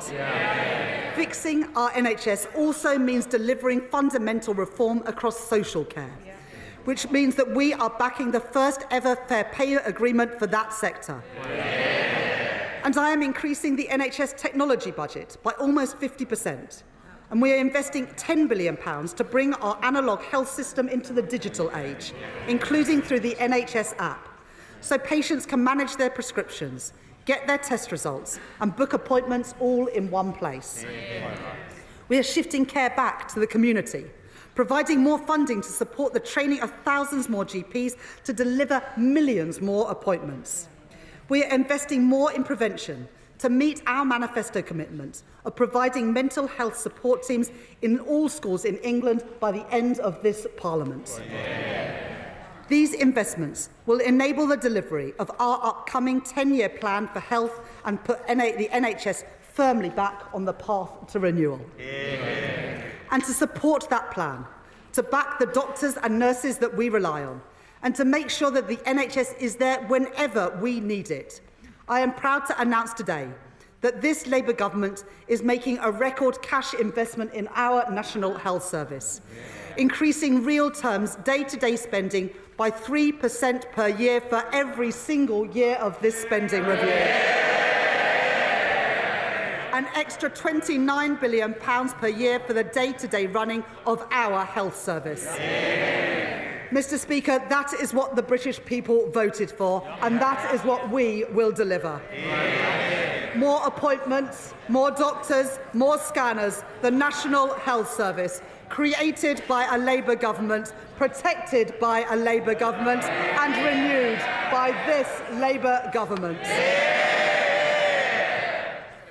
Mr. Speaker, this is a spending review to deliver the priorities of the British people. Security, a strong Britain in a changing world.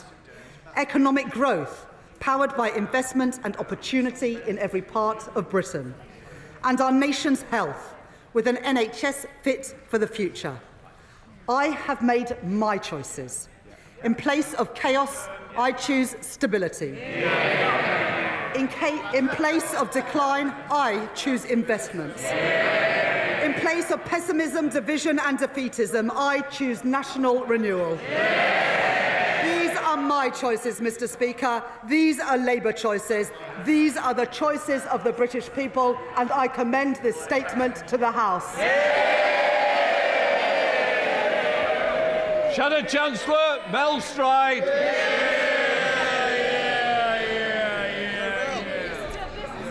Mr. Speaker, this spending review is not worth the paper that it is written on. Because the Chancellor has completely lost control. This is the spend now, tax later review. Because the Right Honourable Lady knows she will need to come back here in the autumn with yet more taxes, and a cruel summer of speculation awaits. How can we possibly take this Chancellor seriously after the chaos of the last 12 months? We were assured, Mr. Speaker, we were assured at the election that Labour's plans involved barely any additional spending or borrowing. Now, the Chancellor parades her largesse. Hundreds of billions in additional spending over this Parliament. The initial profile for that spending was, of course, significantly front-loaded, but the Chancellor now expects us to believe that she will let spending rise by only 1.2% a year. There is no chance whatsoever of that happening. For the lesson of the last year has been that when the going gets tough, the Right Honourable Lady blinks. She presented herself as the Iron Chancellor, but what we have seen is the tin-foil Chancellor, flimsy and ready to fold in the face of the slightest pressure. She said she would not fiddle her fiscal rules. Then she did. She said she wouldn't make any unfunded commitments, but with the humiliation of the winter fuel U-turn, she just has. She looked business leaders in the eye and said no more taxes. But we all know what happened next, and we all know what is coming in the autumn. Her own backbenchers, her cabinet colleagues, Labour's trade union paymasters, even the Prime Minister himself, they have all seen that she is weak, weak, weak. And they can smell the blood. They will be back for more, Mr. Speaker, and they will get it. These spending plans are a fantasy. And it's not the truth, Mr. Speaker, that the Chancellor has to maintain this fiction because she has left herself no room for manoeuvre.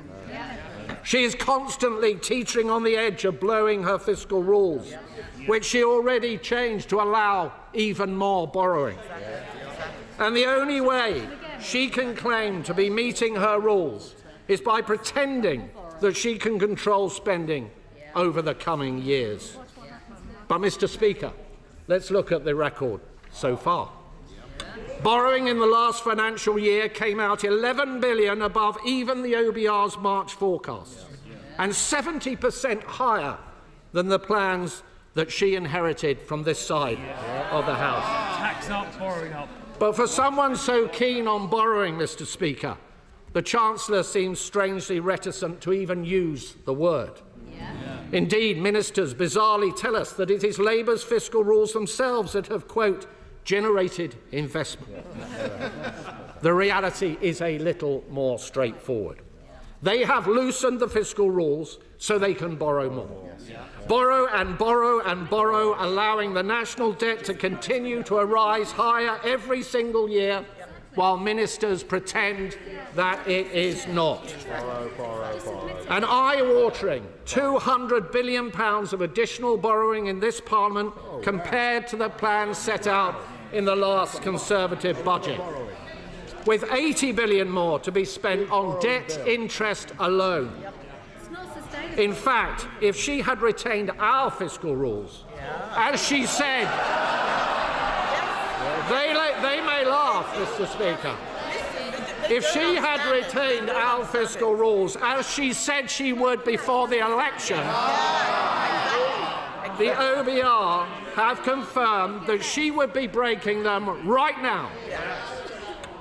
Mr. Speaker, our country is now vulnerable to even the smallest changes in the bond markets. Should we face a sudden external shock, we have no fiscal firepower left with which to respond, all thanks to the Right Honourable Lady's choices. So can I ask the Chancellor, will she be open about what she has done? Will she admit that she has made a conscious choice to borrow more and to accept higher debts? Does she accept this means interest rates and mortgages will be higher than they would otherwise have been, as the OBR themselves have said? And given she continues to claim that she has brought stability to the public finances, can I ask her what on earth her definition of stability is? And, Mr. Speaker, the Chancellor must be delighted that she does not have to face a new OBR forecast today. Because if she did, she would have to set out how she will fund her humiliating U-turn on winter fuel payments, having already blown the savings on buying off her trade union paymasters last year. She said this week there was, and I quote, she said, still work to do to ensure that the sums add up. Hardly reassuring from the person in charge of the nation's finances, Mr. Speaker. You don't need to have worked at the Bank of England for a decade to know that that pitiful utterance is unlikely to soothe the markets. So can the Chancellor confirm categorically that there will be no additional borrowing to pay for this chaotic reversal? And if this is the case, can she explain how on earth it can be paid for without raising taxes? And can the Right Honourable Lady explain why last summer, apparently to avoid a run on the pound, Mr. Speaker, this measure was so urgent that pensioners had to be left in the cold over the last winter? What exactly has changed? Because it certainly hasn't been made possible by an improvement in the economy or the public finances, which the IFS said this week are both in a worse state now than when Labour came into office. And if we had an OBR forecast, we might also get some answers on how the government intends to find £3.5 billion to abolish the two-child benefit cap, which we are led to believe is imminent. Another addition to the ballooning welfare bill, another expensive surrender to the Labour left. And we would certainly get the OBR's assessment of the economic outlook following the tariffs. Changes the Right Honourable Lady knew full well were coming. Meanwhile, her deluge of taxes and regulations has left business confidence at record lows, costing people their livelihoods. Only yesterday, Mr. Speaker, we saw the latest evidence of that. Figures for last month show the number of people on payrolls fell by more than 100,000, after already falling by 55,000 in April. Unemployment is up by more than 10% since Labour came to office. The Right Honourable Lady may trumpet extra spending today, but is not the simple truth that she has trashed the economy and left no contingency in the face of a highly volatile global outlook? It's not the reality, Mr. Speaker, that the Chancellor knows she will have to come back in the autumn with more tax rises to fund these plans? Or can she assure us right now that this is not the case? Yes or no? We know that the Deputy Prime Minister has helpfully provided her with an entire brochure of tax rises that she will no doubt be perusing over the summer. The Corbynist catalogue, Mr. Speaker. And can the Chancellor confirm, as promised, can she confirm as promised that the income tax thresholds will not be frozen at the budget, a move she herself said would hurt working people? And Mr. Speaker, what about the uncertainties in the departmental spending plans she has just set out today? Can she assure us that these plans will not be topped up, that no backroom deals have been cut with disgruntled cabinet ministers? Can she assure us that the capital allocations announced today will actually be spent on capital, not diverted in year, as she has in the past, to day-to-day budgets to play more games with her fiscal rules? The Chancellor has had to impose a settlement on the Home Secretary because this spending review won't deliver for our hard-working police officers across the country. Instead, the Home Office budget gets squandered on asylum costs because this government simply doesn't have a plan on illegal migration. And as the Defence Secretary admitted, and I quote, "The government has lost control of our borders." Small boat crossings, Mr. Speaker, are up 42% on the same point last year. On energy, at a time when businesses up and down the country are struggling with high energy costs, the Chancellor has chosen today to fund the energy sector's vanity projects like GB Energy. Where is he? And while we welcome the announcements on expanding nuclear capacity, the scale of ambition is a downgrade on the commitments made previously on this side of the House. Mr. Speaker, the party opposite barely mentioned farming in their manifesto. And now we know why.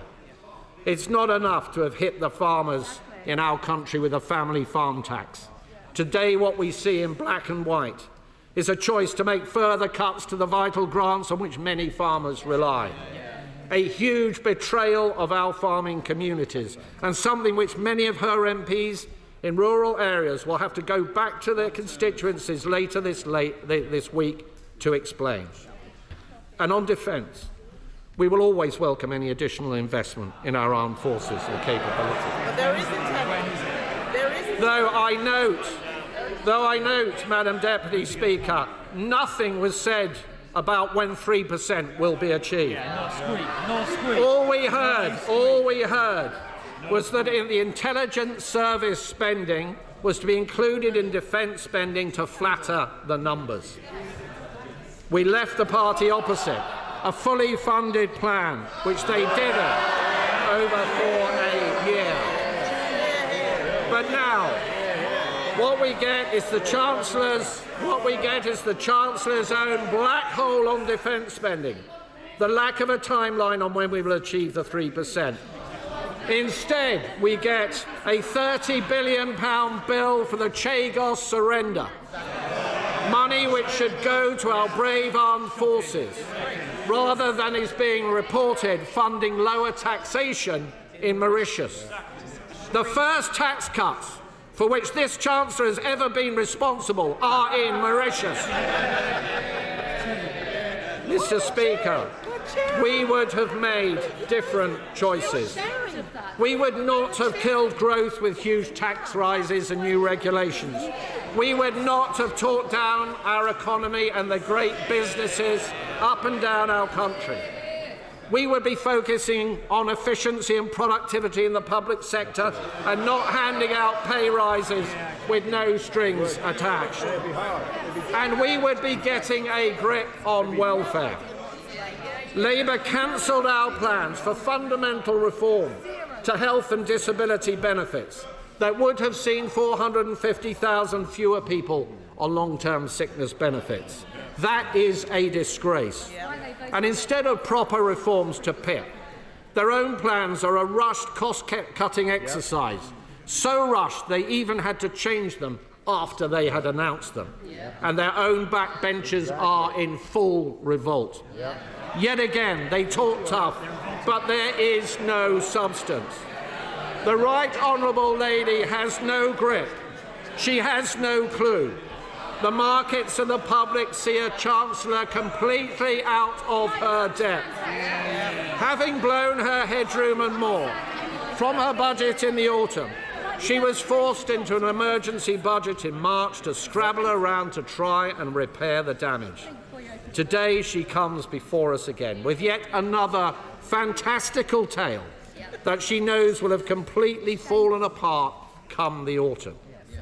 So we are not left with stronger foundations, as the Right Honourable Lady would have us believe, but rather another dose of that hallmark for which her actions have made her so renowned: uncertainty and failure.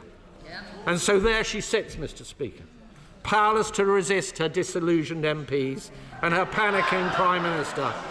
Like a cork on the tide, the drumbeat for U-turns pounds pounding in her ears. Yet her tone today suggests that all is well. The sunlit uplands await.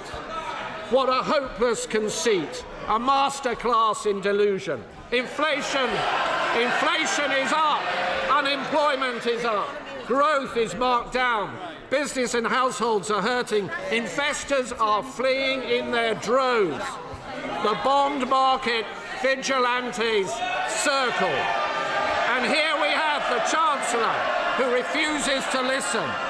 Not only tin-foil, but tin-eared too. And let me be clear, Mr. Speaker. It is working people and businesses who will pay the price come the autumn, with yet more taxes to pay for her weakness and her failures.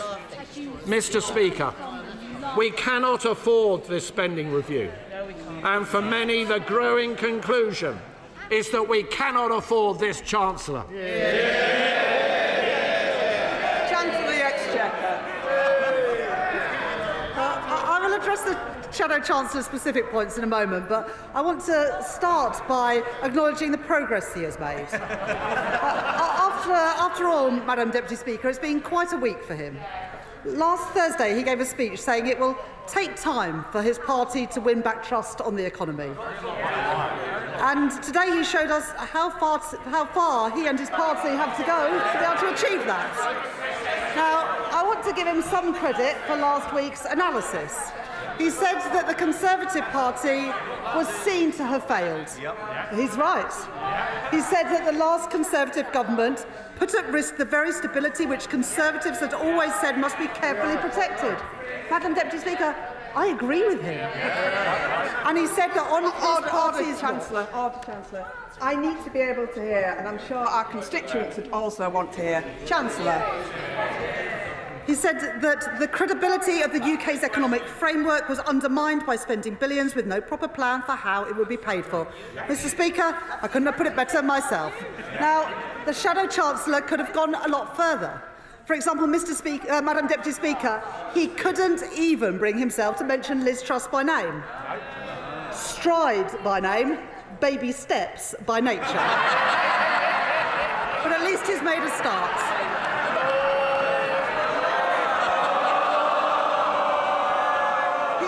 Also spoke about, and I quote, the death of what we might call the age of thoughtfulness. And speaking of the death of thoughtfulness, let me now turn to his response to the spending review. Now, the Shadow Chancellor welcomed our nuclear investment of £30 billion, but he said it's not enough. He welcomed our defence investment of £11 billion, but he said it was not enough. He and his party opposed the decisions that this government has taken to make those announcements possible by voting against the budget in October last year. Madam Deputy Speaker, you can't spend the money if you won't raise the money. Now that's a lesson from Liz Truss that he has already forgotten. He complained about the level of investment that I've announced, ignoring the fact that the reason this investment is so important is because his party oversaw 14 years of cratering investment, stagnating wages and public service collapse. So let me remind him of what I said, Madam Deputy Speaker. The Tories' fiscal rules guaranteed neither stability nor investment, and that is why I changed them, so that we can get stability and we can get investment. All their fiscal rules enabled was them to crash the economy, and the working people of Britain will never forgive them for doing that. So the party opposite set themselves against investment in the renewal of Britain. They set themselves against NHS investment, free school meals, investment in skills, investment in carbon capture and storage, investment in transport in our towns and in our cities, investment in everything that we've set out today. And yet the British people voted for them. And the honourable gentleman says, the right honourable gentleman says that the Home Office budget involves an increase in asylum costs. It doesn't. Asylum costs are coming down under this Labour government because we are deporting more people and getting them out of hotels. He says that we're cutting police spending, we're increasing it by 2.3% in real terms a year. And Madam Deputy Speaker, we've had no apology. No apology for the damage that they did to our economy or to our public services. In the last 11 months, interest rates have been cut 4 times. GDP was the fastest growing of all G7 economies in the first quarter of this year. Business confidence is rising. 500,000 more people are in work. Record investment has been made in Britain. Real wages have increased more in 10 months than they did in 10 years of the Conservative government. The national living wage has increased, giving 3 million working people a pay rise. And we've done all of this without increasing taxes on working people. Those are the choices that we have made. That is the difference that we are making. And in the spending review today, we set out the spending that we announced in the budget last year and in the spring statement. Not a penny more, not a penny less. I said in the budget and in the spring statement that public services must now live within the means that we have set, and we have achieved that. There will be a budget later this year, and in that budget we will set out in the round all of the fiscal plans. But we have already drawn a line under the Tory mismanagement with tax rises last year, and we will never have to repeat a budget like that again, because we will never have to clean up after the mess that the party opposite made again. Now, the reason that this Labour government has spent its first year fixing the foundations of our economy and stabilising our public finances is because it is what we had to do. The government of which the shadow Chancellor was a part of left an unenviable legacy, which is why his party is, in his own words, in a difficult place. Now, we've made our choices. Removing barriers to growth, barriers untouched by the party when they were in office for 14 years. Strengthening Britain's security, the biggest real terms increase in defence spending since the end of the Cold War, something that they did not do when they had 14 years in office. Bringing our health service in the 21st century after neglect by the party opposite in their 15 years in office. Investing in Britain's renewal to repair the damage done by the party opposite in their 14 years in office. And, Madam Deputy Speaker, in stark contrast to the Conservatives' 14 years of chaos, waste and decline, we are delivering on the priorities of the British people. Chair of the Select Committee, Dame Meg Hillier. Thank you, Madam Deputy Speaker, and I congratulate my right honourable friend for delivering this spending review, the first zero-based review in a very long time. And I think it's absolutely vital that as the taxpayer, the citizen, are looking very carefully at their spending in the cost of living crisis, that government does that too. And we look forward to having the Chief Secretary for the Treasury in front of the Select Committee in 2 weeks' time to look at this in more detail. I particularly notice from the figures that she has made a good fist of ensuring that government departments have more than under the Conservatives in very many cases. And I very much welcome her work on delivering on child poverty and tackling that scourge on our society.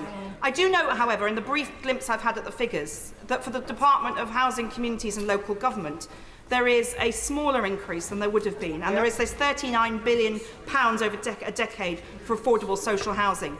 Those children living in poverty also have the poverty of situation in many cases. So could she expand on how she's going to see that money with her, the Deputy Prime Minister delivered to provide that social housing that so many of those children in poverty desperately need? Chancellor. I thank my right honourable friend for that question, and I appreciate her welcoming the breakfast clubs, the free school meals, also the capping in school uniform costs to help families living in poverty, and the free school meals, as my honourable friend knows, will lift 100,000 children out of poverty. She mentions the social affordable homes grant. The affordable homes grant is going to have its biggest ever increase, and we've set that budget for 10 years to give certainty to the sector so they understand what is available. And in addition, we have set out some social rent changes to give certainty to the sector to invest for the future. Liberal Democrat spokesperson Daisy Cooper. Thank you, Madam Deputy Speaker. It's been almost a year since Labour swept to power with the promise of change, but we are still not seeing the scale of ambition needed to turn the country around. We welcome the announcement of investments in the NHS, But on its own, it won't work unless the government invests in social care too. We welcome the investment in infrastructure, but on its own, it won't work unless the government invests in skilling up the workforce we need to build it. And cutting billions from departmental budgets in real terms seems unnecessary when the government could instead go for growth and get a much deeper trading relationship with Europe, a move which could raise an extra £25 billion per year for the public purse. For as long as the government fails to truly tackle the red tape and trading barriers blocking British businesses, the government's grip on economic growth is more akin to a handbrake than an accelerator. Madam Deputy Speaker, the last Conservative government left our NHS on its knees. On their watch, waiting lists were soaring, hospitals were crumbling, and our high street healthcare was hollowed out. Can the Chancellor confirm that this funding will deliver the extra 8,000 GPs that are needed to guarantee everyone an appointment within 7 days or 24 hours if urgent? Can the Chancellor confirm that this funding will bring dentists back into the NHS and put an end to dental deserts? Can the Chancellor promise that this funding will mean that every cancer patient starts treatment within 62 days? And will she promise that the government will meet the Prime Minister's own pledge that 92% of routine operations will take place within 18 weeks? Will the Chancellor and the Health Secretary, sitting side by side, set up a crumbling hospitals task force to look at creative funding ideas, to bring construction dates forward and put an end to the vicious cycle that we saw under the previous government, and false economies of delayed rebuilds leading to rising repair costs? And then, of course, Madam Deputy Speaker, there is the elephant in the NHS waiting room: the crisis in our social care services. The Chancellor knows. The Health and Social Care Secretary knows. This whole Parliament knows that today's investment in the NHS will be like pouring water into a leaky bucket if hospitals cannot discharge patients who are well enough to leave because there aren't the care workers to help them recover at home. Absolutely right. This fair pay agreement that the Chancellor talks about, of course, is welcome, but it is barely a baby step, and it is nowhere near enough to bring back social care from the brink. At a bare minimum, we need a higher minimum wage for our care workers to stop the sector hemorrhaging care workers to other sectors. So when will the Chancellor finally recognise that we will never fix the NHS if we don't fix social care too? And will the government finally act with urgency and commit to concluding the social care review by the end of this year, not in 3 years' time? On housing, we warmly welcome the government's investment in social homes. Will the government now commit to the Liberal Democrats' target of building 150,000 social homes every single year? Madam Deputy Speaker, other public services are crying out for investment too. Our communities need proper neighbourhood policing to feel safe. Our farmers need fair support payments to keep food on our tables. And people of all ages deserve access to training and skills to build their future and to help power our economy forward. That's why it's so disappointing that the Chancellor has today made things so difficult for some of our public services, cutting unprotected budgets by billions. Yes, we know she was faced with the fallout from the most reckless and the most out-of-touch Conservative government in recent memory. But being responsible is not just about taking tough decisions. It's about having the moral courage to make the right ones. Yet this government seems determined not to adopt the one policy that could put rocket boosters on our economy and raise billions for our public services: a proper trade deal with Europe. A new bespoke customs union with the EU could boost our GDP by more than 2.2%, securing additional revenue to the tune of £25 billion a year, a huge boost to businesses and to our struggling public services too. If the Chancellor can U-turn on the winter fuel payment, thanks to a skinny EU trade pact worth just 0.2% in extra GDP, just imagine how many more U-turns she could perform with a proper trade deal worth 10 times as much. Madam Deputy Speaker, we Liberal Democrats strongly support the allocation of 2.5% of GDP on defence. but we want to see ministers go further and faster to bolster our national security in today's uncertain world. Will the Chancellor agree to cross-party talks in which we can work together to set a pathway to 3% of GDP well ahead of 2034? Will the government use some of today's investment to reverse the Conservatives' irresponsible 10,000 troop cut? And will the Chancellor make sure that investing in our national security becomes a lever for economic growth, putting a much greater emphasis on British steel producers and SMEs as we scale up our defences? And will the Chancellor ensure that British start-ups can use defence innovation for the public good? Before I conclude, Madam Deputy Speaker, I must thank the Chancellor for finally completing the world's slowest U-turn on the unfair winter fuel payments cut. Now that the Chancellor has U-turned, will she do the right thing and backdate the payment for all those who lost out on support this past winter, but who would now be eligible under the new rules? And now the Chancellor has U-turned once, will she make it a hat-trick and also change course on PIP and carers allowance cuts as well? Perhaps the Chancellor might even look again at the growth-crushing jobs tax and other changes affecting our high streets, small businesses and family businesses, and instead look at the fairer ways of raising revenue that we Liberal Democrats have set out time and time again, raising the same amount of revenue from the big banks, the social media giants and the online gambling companies to start paying their fair share of tax. Madam Deputy Speaker, after years of chaos and incompetence under the last Conservative government, this was a unique opportunity to draw a line under the social care crisis, squeezed budgets and sluggish economic growth. So I strongly urge the Chancellor, will she ignore those who talk down Britain's economic potential? Will she rip up the red tape holding British businesses back? And will she strike a properly ambitious trade deal with Europe that will turbocharge our economy and bring in the billions to rebuild our public services? The government says its #1 mission is growth. This would be the way to deliver it. Chancellor. Thank you very much, Madam Deputy Speaker, and I thank the Honourable Lady for her comments. I know she hasn't had a chance to look at the figures yet, but it's not right to say that there are real terms cuts to public services. Public service spending is increasing by 2.3% a year on average over the course of the spending review. If we start on investment in the NHS and in social care, we've already delivered, as I set out in my speech, 1,500 more GPs. We've put £26 billion already in the first phase of the spending review into the NHS. I just note that compares to the £8 billion of money you said you were going to, the Liberal Democrats said they were going to put into the NHS in their manifesto.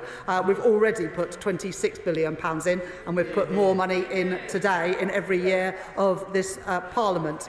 The new hospital programme is being rolled out, and the Health Secretary met, I think, just last week with members of Parliament who are having hospital improvements in their local communities, including with many Liberal Democrat MPs. So she should be aware that we are making improvements to the fabric of our hospitals, as well as investing in technology and scanners, etc., to improve productivity in our health service. With regards to social care, we are, as the Honourable Lady knows, we are introducing the fair pay agreement in social care. That's something that the Health Secretary and my right honourable friend, the Deputy Prime Minister, are very much committed to. We've increased, as she'll know when she looks at the documents, local government spending power so we can put more money into social care. And in addition, Louise Casey is doing her review into the future of social care. On investment in infrastructure, yes, we are going big on infrastructure. £100 billion more announced in the budget last year, another £13 billion in the spring statement, and we're backing that up with skills, as I set out in my speech and as detailed in the spending review documents.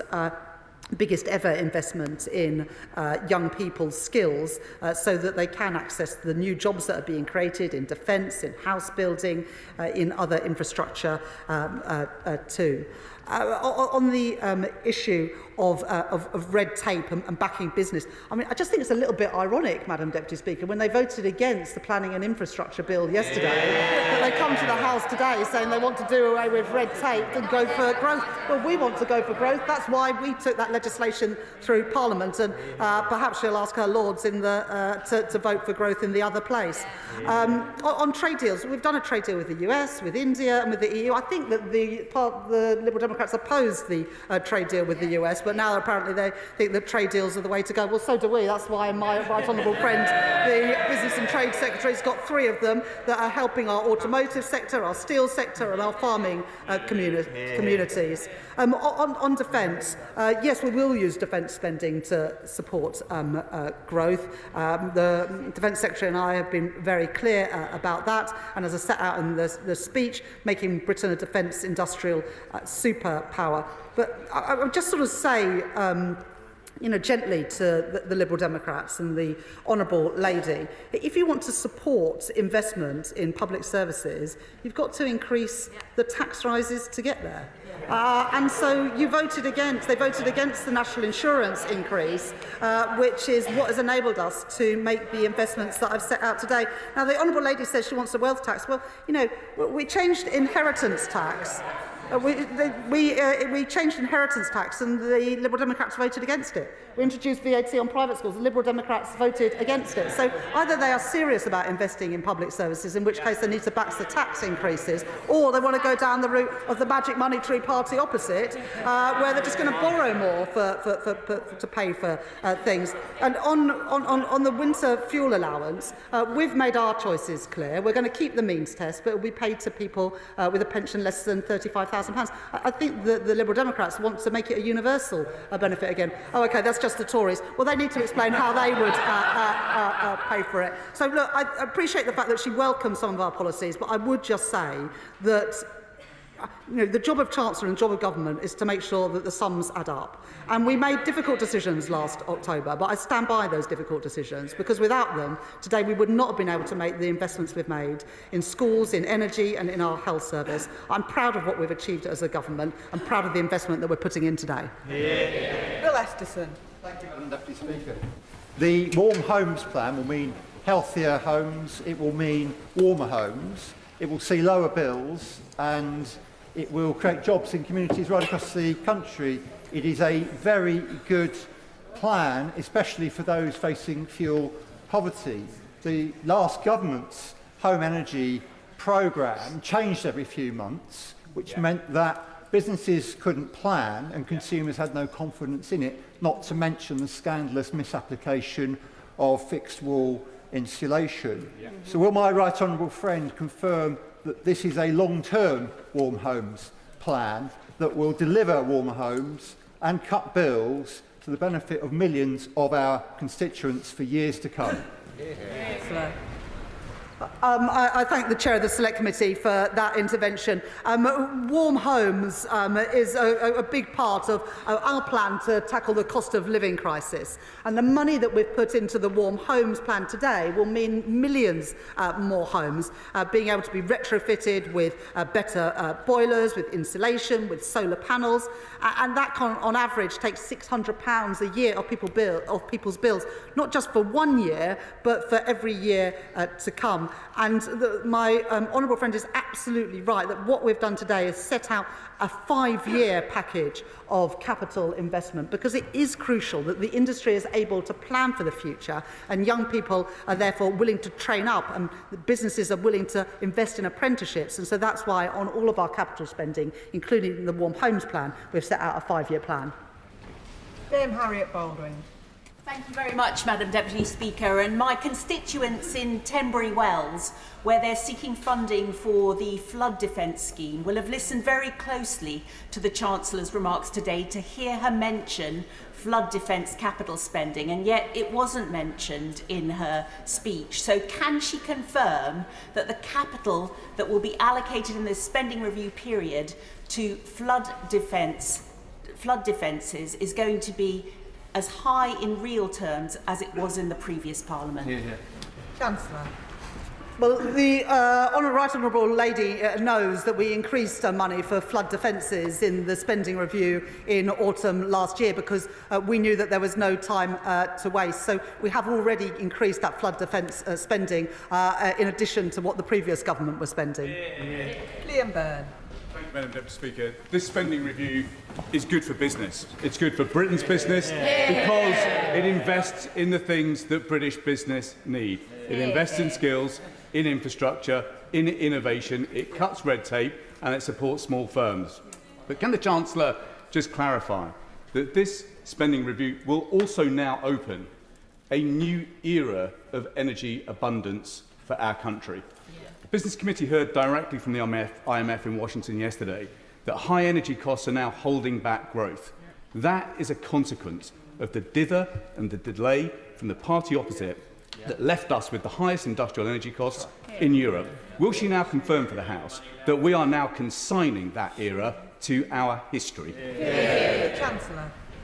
I thank my right honourable friend for his question, and he's right, we're backing innovation, backing skills, backing infrastructure because we are backing British business. And we're also cutting red tape, as we did yesterday when we took the planning and infrastructure bill through the House, making it easier to get things built in Britain again. And as we make the investments, we want those jobs to come here to Britain, including in the energy sector, whether that is investment in small modular reactors, in Sizewell C, in carbon capture and storage, or indeed floating offshore wind. And we'll be setting out in the next couple of weeks the industrial strategy, where we'll have more to say about energy costs for business. Gavin Robinson. Madam Deputy Speaker, can I thank the Chancellor for engaging productively in the discussions around sustainable budgets for Northern Ireland, the willingness to negotiate further and the recognition that our need levels should be met. So I thank her for that engagement. Can I also thank her too for the allocations to Northern Ireland for specific community projects that have been advanced by us. Can I just say to her that she has chosen through this allocation to make a budget available for the redevelopment of Casement Park. She will know about the political nature of some of the concerns around that, and that in all previous agreements in the Executive, these things have been advanced in a balanced and a non-partisan way. This government has chosen to step into this issue in an unbalanced and a partisan way.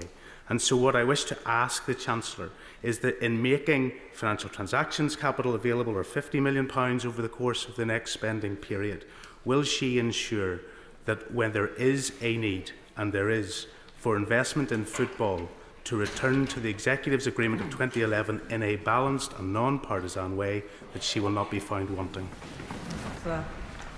I thank the honourable gentleman for his question and the way in which he put it. I was pleased to be able to announce in the spending review today the settlement for Northern Ireland, but also money through MHCLG as well.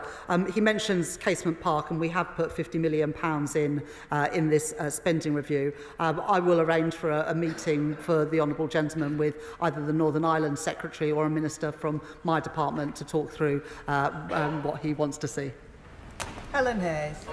Madam Deputy Speaker, can I welcome the focus my right honourable friend the Chancellor has placed on children and young people in this spending review, with additional investment in children's social care, schools and skills. These announcements show the Government's commitment to improving the life chances of every child, and my committee looks forward to scrutinising the detail in the coming weeks. The Chancellor will know that universities are the life force of many local economies, generating jobs, improving skills and boosting life chances. Yet a number of our universities are at the brink of insolvency, and the sector has been calling for a transformation fund to help universities reform and secure a sustainable future. So can the Chancellor confirm that she will work with Cabinet colleagues to ensure that no town or city has to face the calamity of a university going bust? Chancellor. I thank the Chair of the Select Committee, my honourable friend, for that question, and appreciate her welcoming the investment in children's social care, in skills and in schools, an issue that she knows and cares passionately about. In the spending review, we were able to set out £86 billion in total of investment in R&D, much of that spent through our universities and our research institutes. But I'm certain that the Education Secretary or the relevant relevant minister would meet with her to talk about the wider allocation from this spending review. John Glenn. Thank you, Madam Deputy Speaker. Scientists at Porton Down at the UK Health Security Agency make a massive contribution to the welfare of our country in difficult times. 10 years ago, the Chancellor's predecessor wanted to invest £525 million, moving to a single science hub in Harlow. £400 million has already been spent, and the NAO last year said it would cost £3.2 billion to complete the move by 2036. 3 weeks ago, I had an adjournment debate, and I was told that today we would know the outcome of what was actually going to happen with this project. Could I ask the Chancellor what is happening with the future of UK HSA at Porton Down? Is it going to move to Harlow at massive expense, 6 times the original estimate, 15 years later than was estimated, or can we save some money and use that money for better investment in our public estate?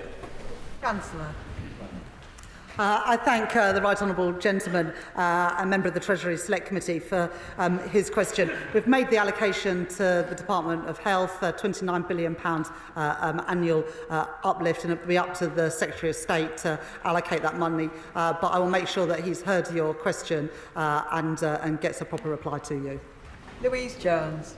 Very much, Madam Deputy Speaker. With £2.5 billion investment into nuclear in Derby, £2.5 billion into nuclear fusion in North Nottinghamshire, and £500 million into steel suitable for use in the nuclear industry in Sheffield, I note that my constituency of North East Derbyshire is surrounded by wonderful opportunities in these industries of the future. Can the Chancellor outline what more we can do to support young people in my constituency to access careers in this industry? Chancellor. Thank my honourable friend for that question. But we were proud as a government to be able to step in and save British Steel at Scunthorpe. And I thank again my honourable friend, the member for Scunthorpe. But it's not just Scunthorpe, also opportunities in Sheffield and at Port Talbot. Because as we build this infrastructure, whether it's trams and trains or nuclear power or submarines, we want to use steel made in Britain. And that's a really exciting opportunity, and the investments that we're putting in small modular reactors and fusion in Nottinghamshire and Derby create great opportunities for jobs, and that's why we're also in this spending review putting record investment in skills so that young people in North East Derbyshire and beyond can get access to the jobs being created. Liz Saville-Roberts. The announcement of just £44.5 million a year for the next 10 years for Welsh Rail is Labour's flimsy fig leaf of an excuse for the multi-billion and multi-decade scandal that is HS2. The money announced today is only significant if it matches what Wales will continue to lose from all England-only rail projects up to now and in future. So can the Chancellor guarantee that Wales will, from now on, receive the full £4 billion HS2 consequential funding, or will she admit that her announcement on Welsh rail funding is nothing but smoke and mirrors? Chancellor. I do think saying that £445 million isn't real money. That's going to invest in those Burns Review stations, and in addition, we are putting £118 million to make the coal tip safe. Well, maybe she's not that concerned about that, but I know plenty of Welsh Labour MPs are. Matthew Patrick. Thank you, Madam Deputy Speaker. I wonder if the Chancellor can help me, because I want to write a letter to my constituents in Wirral West, and I don't know which story I should lead with. Whether it should be the record investment in our NHS to get more doctors' appointments, the money for our police to get more police on the streets, whether it should be the transport investment to get new train stations, or the money to give hungry children in my constituency free school meals. Could she help me out? I've only got one page. What should I start with? Well, you want to have that bit on the leaflet to remind them that you were lobbying for all of these things, so you can take the thanks. Dave Dugan. Thank you, Madam Deputy Speaker. I welcome the U-turn on the winter fuel payment. Of course, I do, and lots of my constituents will do likewise, but there's no respite in this spending review for the farmers in Scotland, the business owners in Scotland, the GP surgeries or the disabled in hospices in Scotland.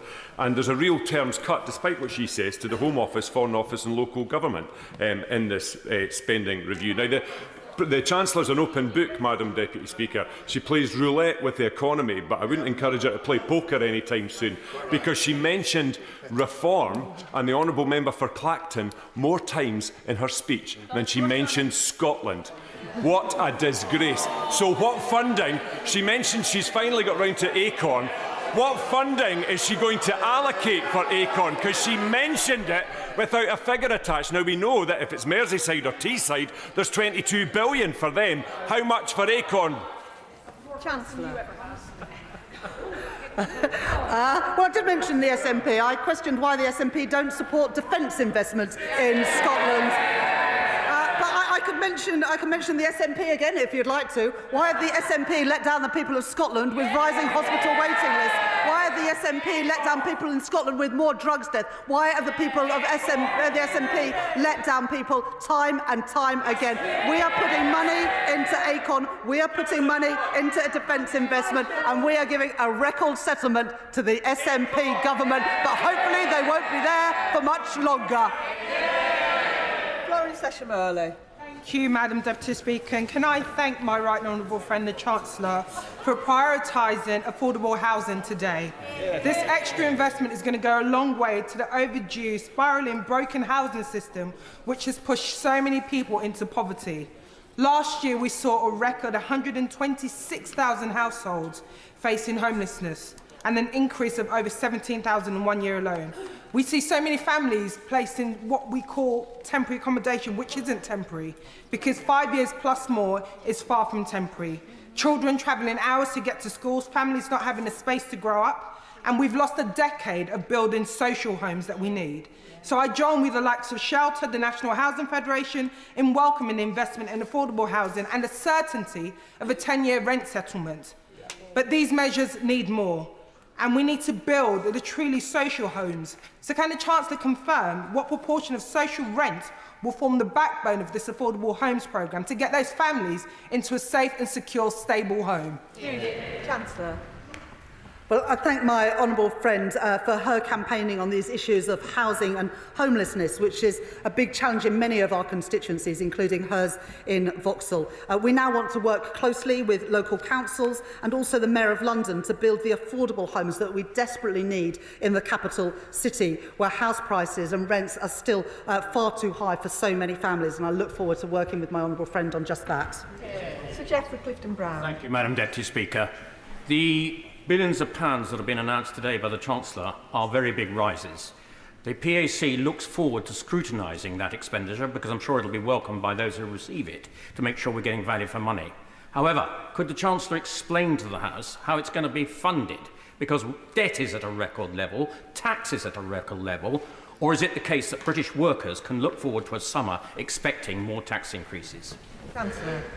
Well, I look forward to that scrutiny, but the honourable gentleman will know that the allocations we've made today is based on the tax increases that we made in the budget last year. So we're not spending a single penny more or a single penny less than the money that we set out in the autumn budget and the spring statement. Ruth Cadbury. Thank you, Madam Deputy Speaker. I welcome the significant transport investment that the Chancellor has announced today in the North and in the city regions. This is helped through her changes to the Green Book. But when will the place-based business cases be reviewed so that these local areas can start planning for that local transport initiatives that they've so long waited for? Chancellor. Well, I hope that the my honourable friend can already see the impact of our change attitude and our change perspective at the Treasury by putting this record investment, £15.6 billion that we announced last week, into 8 mayoral combined authorities to better connect towns and cities. And because of the changes we've made, it is why we've been able today to put more money into the Trans-Pennine route, upgrade the Midlands hub, and indeed significant investment in trains in Wales. Tim Farron. Thank you, Madam Deputy Speaker. My community in Westbourne will be outraged by a 17% reduction in farm funding, And we will be perplexed, and are perplexed, because we were told to expect today a decision on the vital scheme to dual the A66 from Penrith to Scotch Corner, which is crucial to east-west connectivity, the northern economy, and to saving lives. There was no mention in the statement or in the accompanying document at all. Will she confirm now that the A66 upgrade will take place? Chancellor. I thank the Right Honourable Gentleman for that question. The allocation has now been made to the Department for Transport. We haven't set out every project that's going to fund today, and I'm sure that the Transport Secretary will come to this House or the relevant Select Committee in due course. Graham Downey. Thank you very much, Madam Deputy Speaker. Can I thank the Chancellor of the Exchequer, in particular putting her faith in young people for the future with investments in AI, nuclear and defence, opportunities which young people in Scotland deserve, alongside £1.2 billion for training and apprenticeships.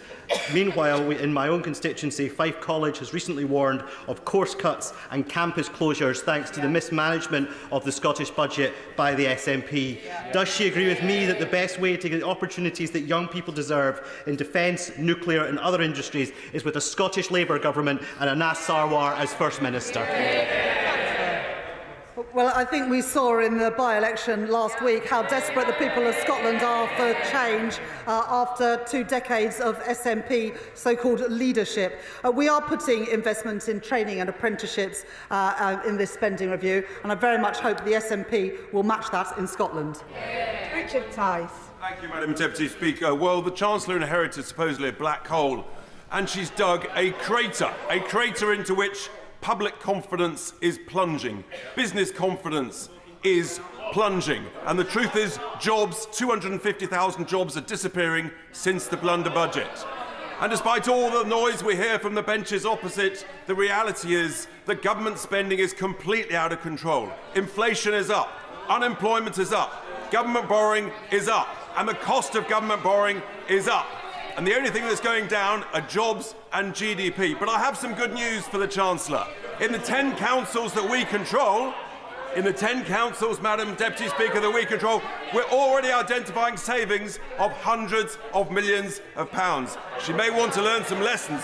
That, Madam Deputy Speaker, is why reform is leading in the polls. Chancellor. Well, I noted recently on a podcast that the honourable member said that he wanted to cut government spending by £300 billion. Well, that would mean getting rid of the whole of the NHS and the whole of the defence budget.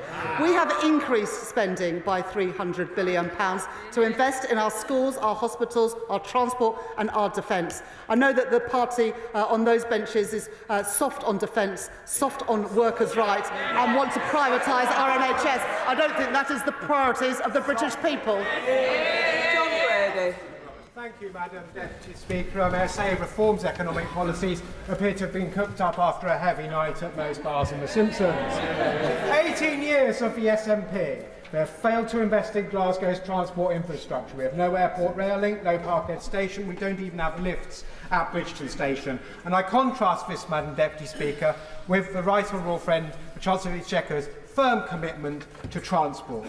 Does my Right Honourable friend agree with me that £50 billion extra for the Scottish Government to sort out the SNP's NHS waiting lists, record investment in the defence industry in the Clyde to defend our nation, which the SNP object to, investment in clean energy critical for jobs in Glasgow, and continued support for the Glasgow and Clyde Valley City deal demonstrates that Scotland runs through the heart of this Labour government, and it's time we turfed out the SNP after 18 years of failure.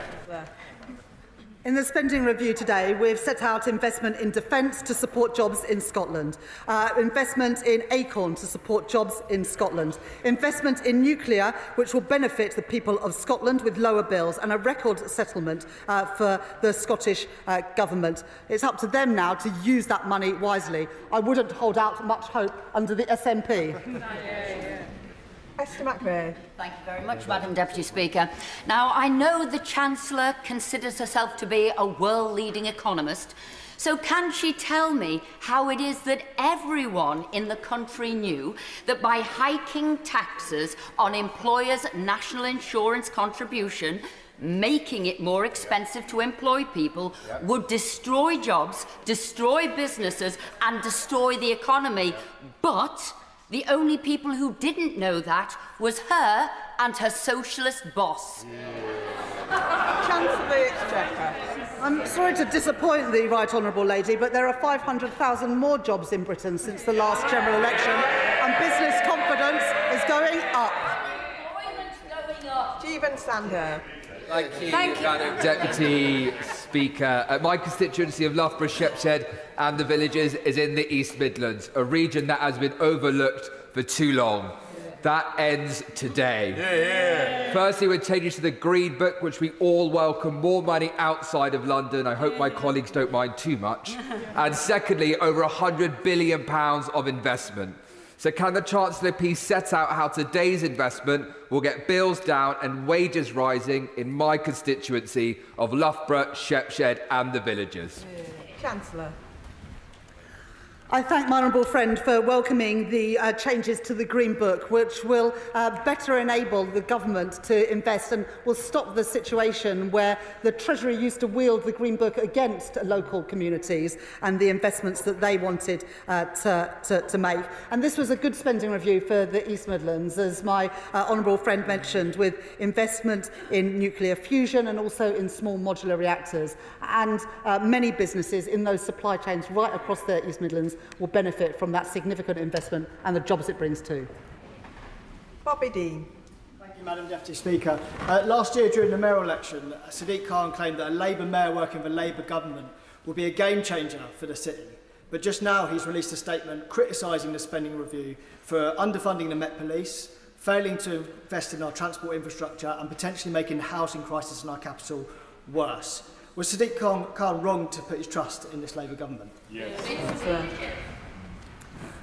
Well, for London today, we have increased the spending power of the police by 2.3% in real terms every year, a record investment in the Affordable Homes Programme to include building new homes in London, free school meals, lifting around 10,000 children in London out of poverty, and much more. We've also backing a third runway at Heathrow and investing in tunnelling to take HS2 to Euston. So this is a good budget for London, but most importantly, it is a good spending review for the whole of the United Kingdom. Alex Baker. Thank you, Madam Deputy Speaker. Can I congratulate the Chancellor on the spending review and welcome both her commitment to defence spending and to us being a defence industrial superpower, which is so vital for my community of Aldershot and Farnborough. This week, my honourable friend for York Outer and I published our report on rewiring British defence finance to support her work to fire up our defence industrial base. As part of this, will the Chancellor support my campaign for a UK-led multilateral defence, security and resilience bank to finance our national resilience, support our allies and keep our country safe? I thank my honourable friend for that question, and I also would like to thank her for the work that her and the member for York Outer, my honourable friend for York Outer, have done in making the moral case for financial services firms investing in defence, because it is what keeps our country safe. And as we uplift our defence spending, we do want to get value for money for that. That's why we were pleased in the deal that we did with the EU that we have also secured a defence industrial partnership with the EU. Adrian Ramsey. Thank you, Madam Deputy Speaker. Across the country, people are seeing their health services severely overstretched. School head teachers are faced with having to make cuts. And of course, the most vulnerable people in society are now facing cuts to disability benefits. The BBC has produced analysis on the Chancellor's statement today, saying that her figures will show a sharp decline in budgets for public services after 2026. So isn't the statement that we've seen today a matter of smoke and mirrors? And will she instead consider the growing call for a wealth tax on the ultra-wealthy so she can raise the tens of billions extra needed to support our public services and restore the much-needed pride and hope in Britain?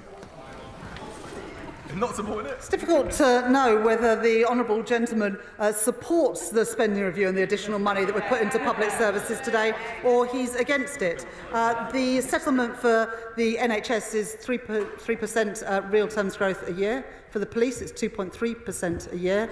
It's an increase in per pupil funding, as well as real terms increasing for the schools budget. So I'm not exactly sure what his complaint is. Nick Smith. Madam Deputy Speaker, there was a terrible, dangerous coal slip in my constituency last autumn. So the coal tips safety funding that's to be announced today is hugely welcomed. Yeah. It's great to see our Labour government standing up for Wales. Yeah. Looking forward, can the Chancellor please review the miners' staff superannuation scheme? Hard-working families deserve fairness in their retirement. I'm sure she'll give them a fair hearing. Yeah. I thank my honourable gentleman, my honourable friend, for that question. I'm really pleased we were able to make this multi-year commitment around coal tips safety. We put in money as a government last year in the spending review, but that was just for 1 year. And what we've been able to do is give certainty that money will be available to do that vital work that is necessary. I thank him for welcoming it. It's a shame that Plaid Cymru did not welcome it. On the issue of miners' pension, my honourable friend has been a staunch supporter of reforms to the miners' pension scheme. We made reforms in the budget last year, but I'll make sure that the relevant minister meets with my honourable friend to discuss what more we can do to ensure a fair pension for miners in retirement. Sarah Olney. Thank you very much, Madam Deputy Speaker. London MPs were hoping to hear more about infrastructure investment in the capital in this spending review today. We are looking for spending on the Bakerloo line extension, the Croydon bottleneck. I even dare to dream that Hammersmith Bridge might one day be fixed. But all we've heard from the Chancellor is her reiterated support for Heathrow expansion. Now, the Chancellor will know that Heathrow expansion is opposed by every political party in the capital, including the Mayor of London. It is not welcome. The negligible economic benefits of expanding Heathrow are not supported, do not support the massive environmental and noise impacts that it will have on many people across the capital, particularly my constituents in Richmond Park. So can I ask her to look again at her support for Heathrow and consider the greater merits of many other infrastructure projects across London? Thank you. She started that question wanting to be a builder, and she ended that question by being a blocker. I guess that's not surprising, because the Liberal Democrats voted against the planning and infrastructure bill that came through Parliament yesterday, while we on this side of the House supported it because we want to get Britain building to create prosperity and wealth in all of our communities.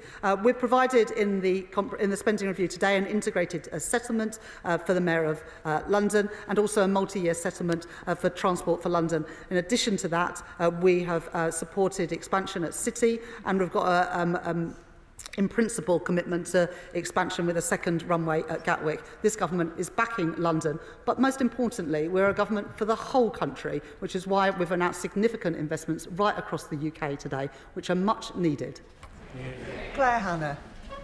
The SDLP's priority continues to be funding Northern Ireland on the basis of need, and I urge focused action so we can have sustainable public services and hopefully stable politics to start to deliver in health and education and the squeeze in housing and childcare. I also warmly welcome the funding allocation for Casement Park, which represents much more than just a stadium. It is a home for Ulster GAA to match the wonderful homes we have for soccer and rugby in Northern Ireland, and it's a flagship venue for West Belfast and an economic opportunity for the whole city. Would the Chancellor agree with me that while there's a way to go to get the funding for the stadium that the GAA's hundreds of thousands of supporters and volunteers deserve, that the onus is now on the Stormont Executive, on Sinn Féin, on the DUP, on the Alliance Party to get moving, to end a decade of dither and delay, and to finally get Casement Park built? Well, this government has provided £50 million in the spending review today, but we've also done much more, I hope, for Northern Ireland, with a record settlement, a record since devolution, and also significant investment in our defence sector, where Northern Ireland has a proud history of producing for the UK's defence needs. Martin Vickers. Thank you, Madam Deputy Speaker. Of course, I welcome the continuing support for Scunthorpe Steelworks. I would just gently remind the Chancellor that that came 7 months after I first raised the issue here in the House, and we then had the panic of the Saturday sitting in April. But moving on from that, she mentioned the support for the Viking CCS project, which again is something I've been lobbying for a long time. Could she give a little more detail in terms of the time frame for that? I thank the honourable gentleman for welcoming what we did with British Steel at Scunthorpe. I know that he's been a strong voice advocating for British Steel in Scunthorpe, unlike some of our late arrivals in another party. On Viking and carbon capture and storage, really pleased alongside the Acorn investment in Aberdeenshire to be able to announce that today. The Energy Secretary will set out in due course the timing and the money available, but after what we did with Merseyside and Teesside at the end of last year, investing in carbon capture and storage, we're now in a position to put investment into that second tranche at Aberdeen and also in the Humber. Yasmin Qureshi. Thank you, Madam Deputy Speaker. I want to thank the Chancellor for all the spending commitments that she's made, whether it's education, whether it's health or transport. But I want to particularly refer to the £39 billion that she's committing to housing. In my constituency of Bolton South and Walkden, thousands of families are still waiting for a social home, with Bolton housing waiting list about 20,000. Can I ask the Chancellor what some of the money or funding is directed towards building more social housing in areas like mine so that we can meet the need of our constituents? My honourable friend speaks powerfully about the desperate need for more social and affordable homes in all of our communities, including in Bolton. And this multi-year commitment with £39 billion of investment will help to build the social and affordable homes that our country desperately needs. And the Department for the MHCLG will now work with local authorities to bring forward those plans and get Britain building those homes that we need. Dr. Ben Spencer. Thank you, Madam Deputy Speaker. What's in some ways most interesting about the spending review is what's not mentioned. No mention of the Road Thames scheme, no mention of our rivers, no mention of the Animal Plant and Health Agency in Newhall, no mention of improvements to rail despite nationalisation of South Western Railway, almost in fact no mention of the South East at all, despite us saying that this is a spending review for the whole UK. But they do effectively confirm a third runway, despite no local engagement. Can I invite the Chancellor to come to Runnymede and Weybridge to meet people and see if their priorities are indeed hers, as she claims? It's difficult to understand exactly what the Conservative critique is of this spending review, because the Shadow Chancellor says that we should spend less, and the Honourable Gentleman has just asked us to spend more. Now, if you want to spend more, if honourable members on any side of the House want to spend more, they need to say where the money is going to come from. I'm not sure if he's got an answer to that. Burla McAvoy. Speaker, I welcome the Chancellor's statement and her steely determination to make sure that everyone in Darlington is better off. I particularly welcome the capital infrastructure projects that are not only essential for sovereign security but also for regional growth. Does she agree with me that these projects will be transformational for engineering and fabricating SMEs in my constituency, many of whom were set up and staffed by incredibly high-skilled people who found themselves out of a job when the last government turned its back on British foundation industries?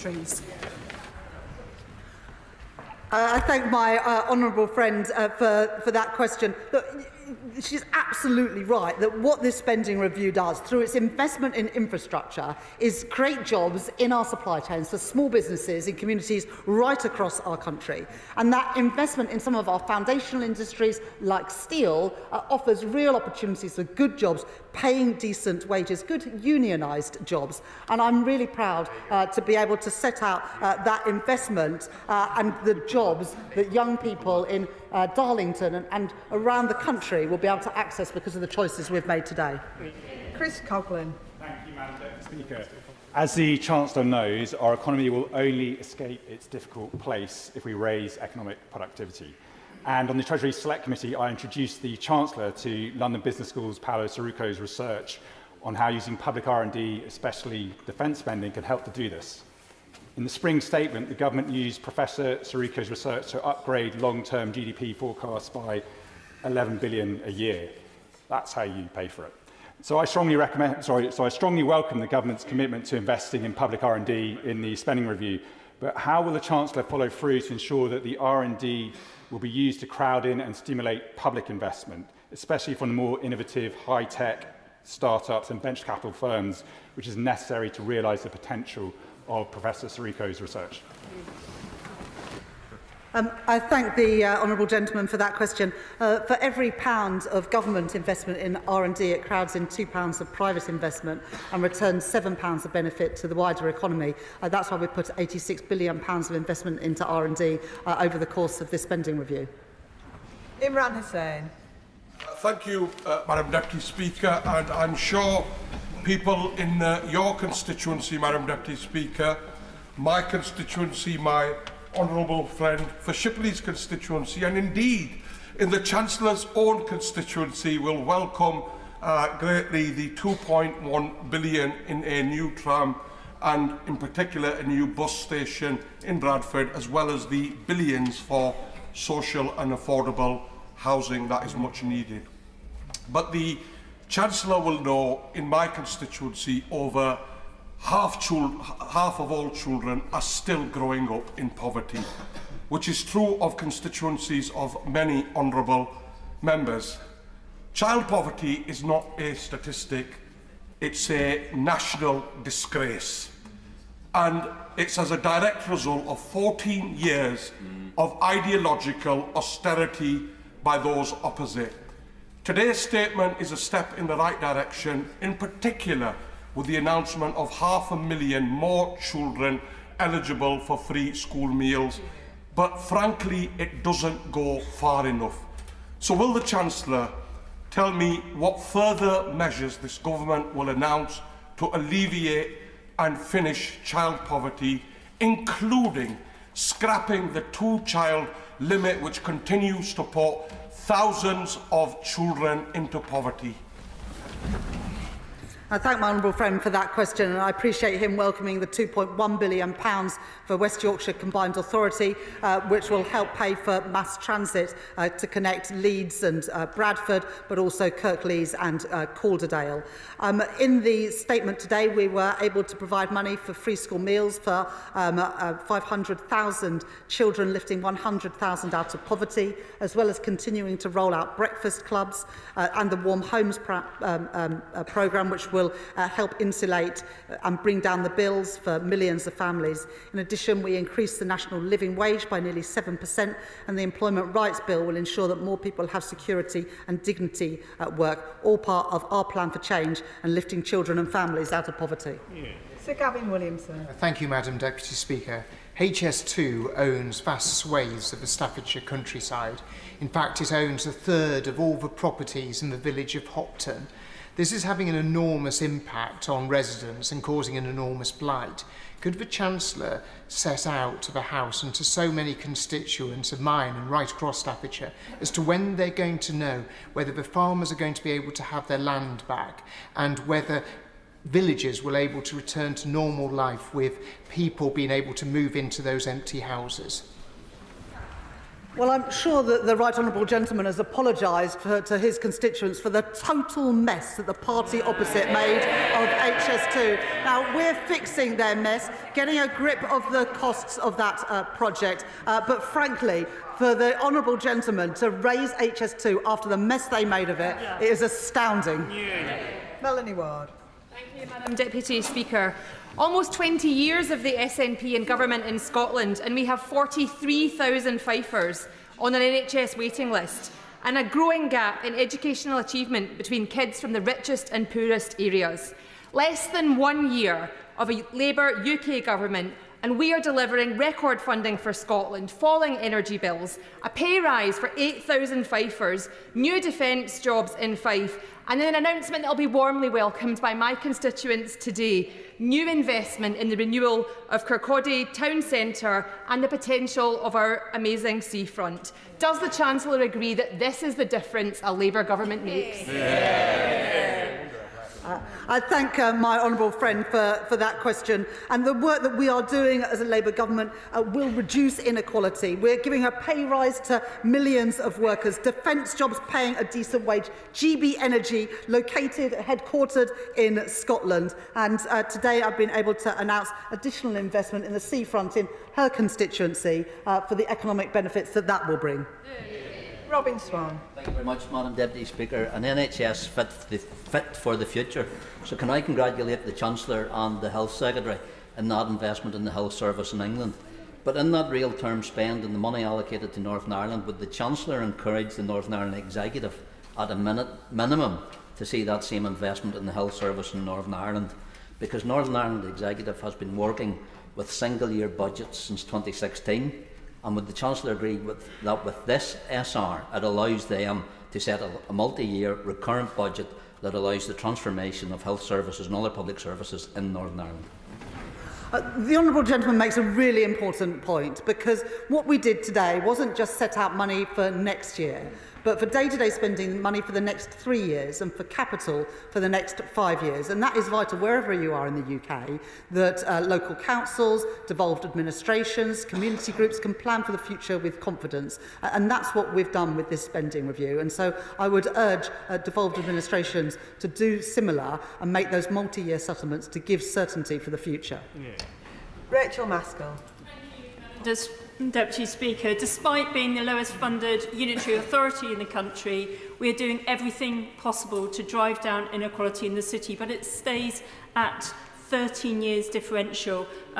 So today's announcement, investment in health, investment in social housing, investment in education will make a real difference for my constituents. However, I do worry about the inequality for disabled people in our country. So will the Chancellor give assurances? I've looked through the statement. Will she give assurances that if disabled people are unable to work, that they won't be left behind either, and that we will ensure we've got the social security that they need so that they also can gain from today's statement? I thank my honourable friend for that question, and part of the investment in the north of England includes Transpennine Route upgrade, which her and I think would both very much welcome. The investments in health and education are important, but of course so too is supporting disabled people. And that's why in the spending review there is £1 billion set aside to help get people back to work, because there are many people who are disabled who are desperate to work if the right support is available. But of course the social security system, the welfare state, must always be there for people who cannot work, and under this Labour government it will be. Adam Dance. Thank you, Madam Deputy Speaker. I heard very little about Somerset. Somerset is facing huge pressure around GP practices, affordable homes, SEND provision, reliable bus services and access to affordable energy. Can the Chancellor promise my constituents that Yeovil will not be overlooked? And does she believe that the decisions announced today leave Somerset Council and the government departments with enough to properly invest in communities in Yeovil? Let me put that right. The people of Somerset will benefit from a 3% uplift in NHS spending. The people of Somerset will benefit from free school meals if they are their children, if they are on universal credit. The people of Somerset will benefit from stronger defences and stronger borders through the investment that we have put in. This is a spending review for the whole country, including people in Yeovil in Somerset. Breat Gill. Thank you, Madam Deputy Speaker. And the Chancellor visited Birmingham last week, and she knows that the West Midlands region has the talent and the ideas to thrive. A fair settlement in today's spending review isn't just sport, it's a smart investment in Britain's future. Over 26,000 people are on the housing register in Birmingham. So can I thank the Chancellor for doubling investment in the Affordable Homes Programme and the Midlands Rail Hub announcement that I've been campaigning for, And does she agree with me that this will be transformational to deliver a decade of renewal and growth that works for everyone? I thank my honourable friend for that question.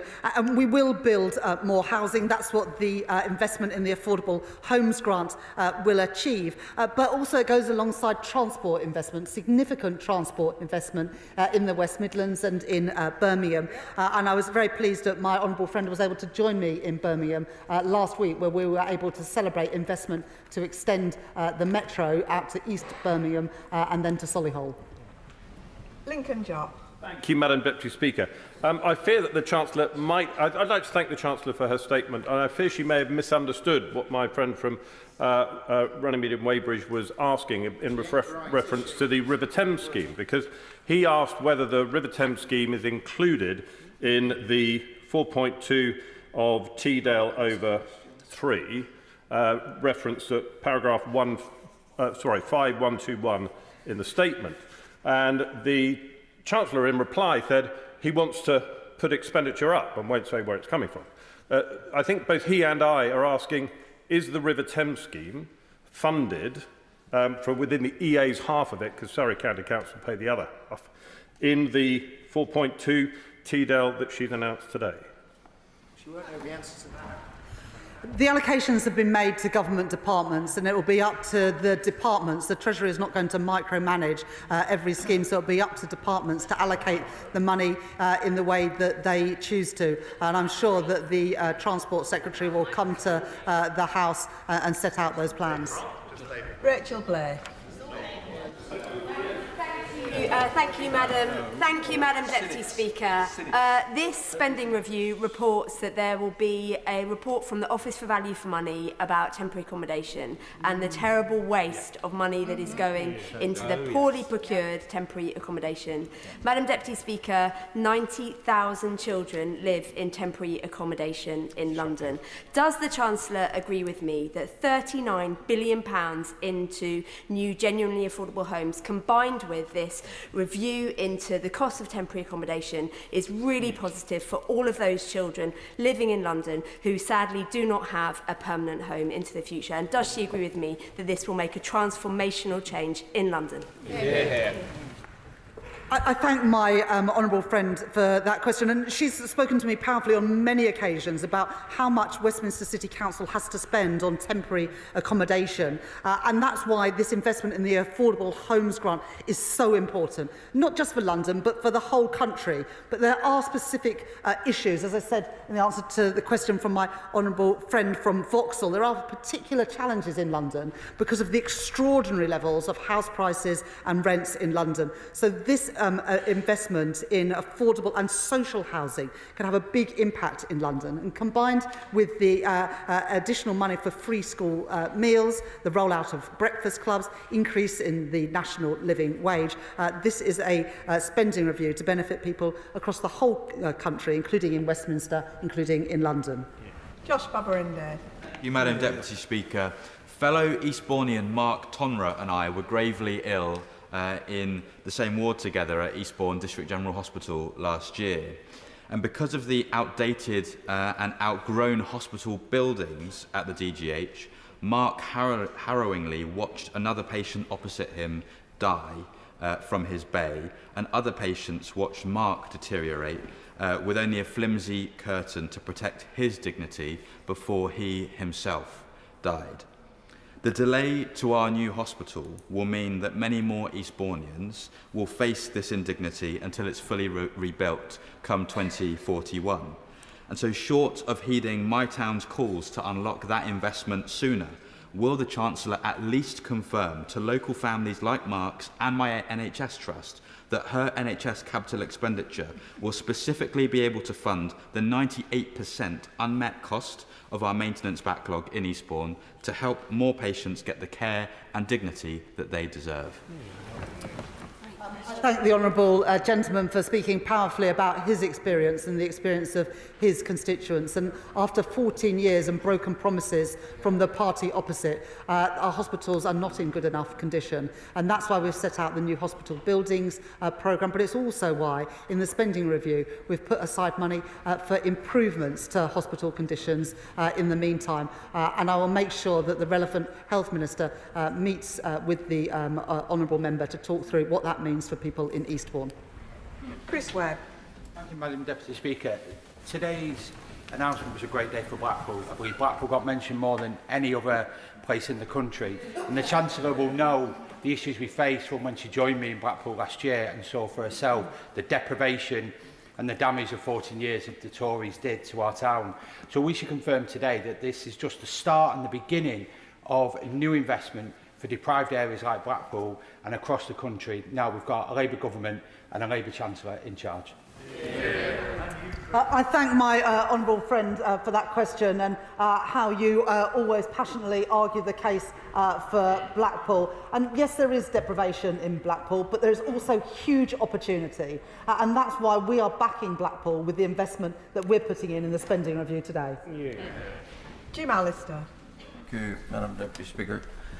Why does the Chancellor think it appropriate to pledge £50 million on a preferential basis to a sporting organisation which has a political objective as its first and defining attribute, and which has named some of its sports grounds and its trophies after IRA terrorists who brought such death and destruction to Northern Ireland, while other sporting organisations are required to make do with what they were allocated in 2011.